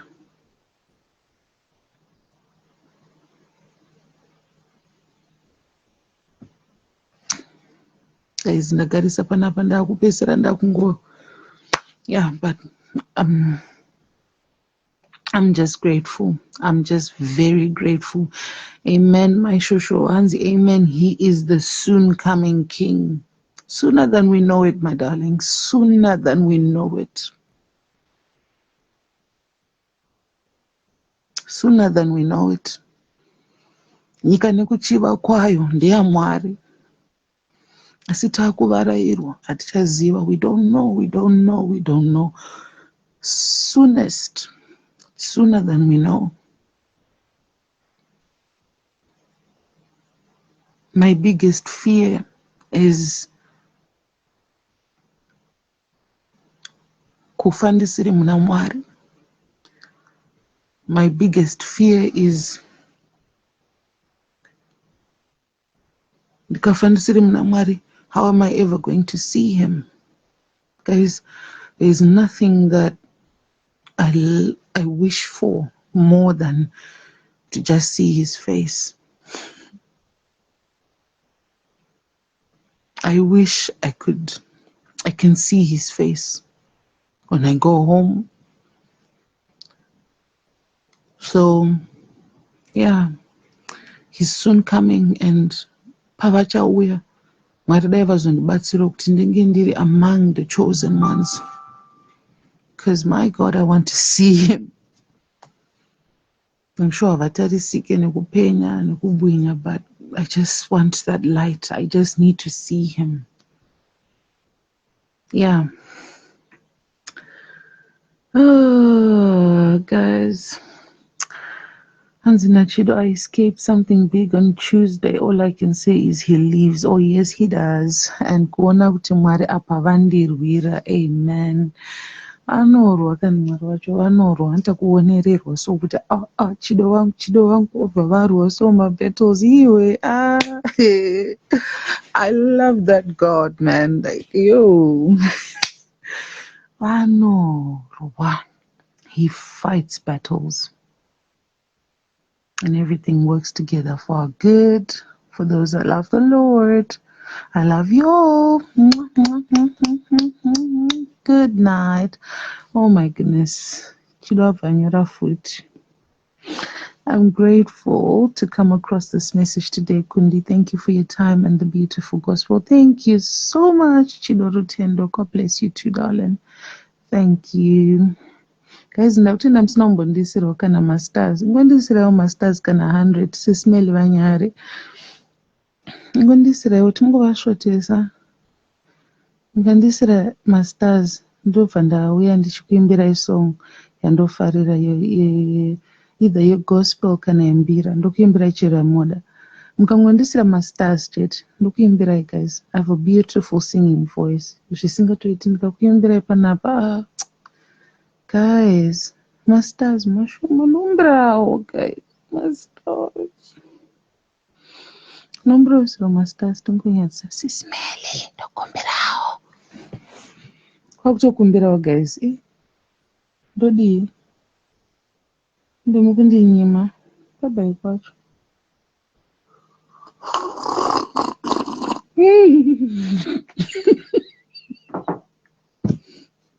Oh, guys, seriously, nombro masters. Ndozochema.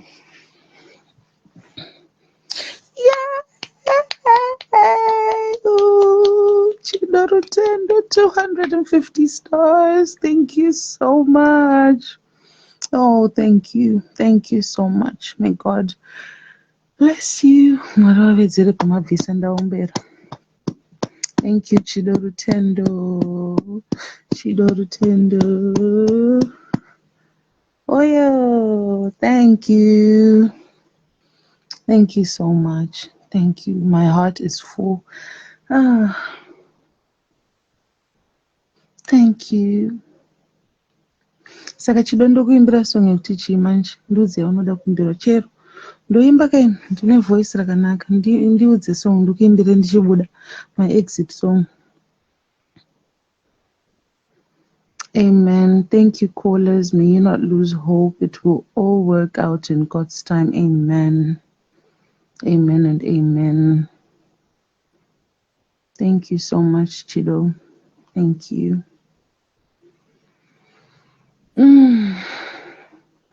Thank you.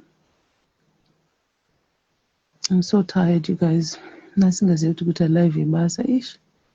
Momo, you are blessed. Mufunge nyama. I'm so tired. Nungo taura chete. Alright, mananga matete. Nungo inotanga chinsi.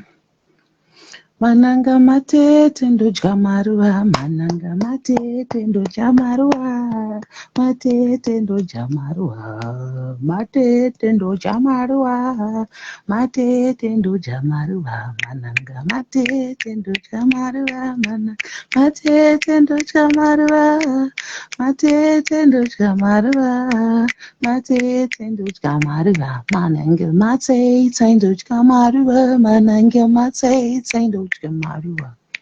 Matete ndodya maruva, mananga matete ndodya maruva, mananga matete ndodya maruva, mananga matete.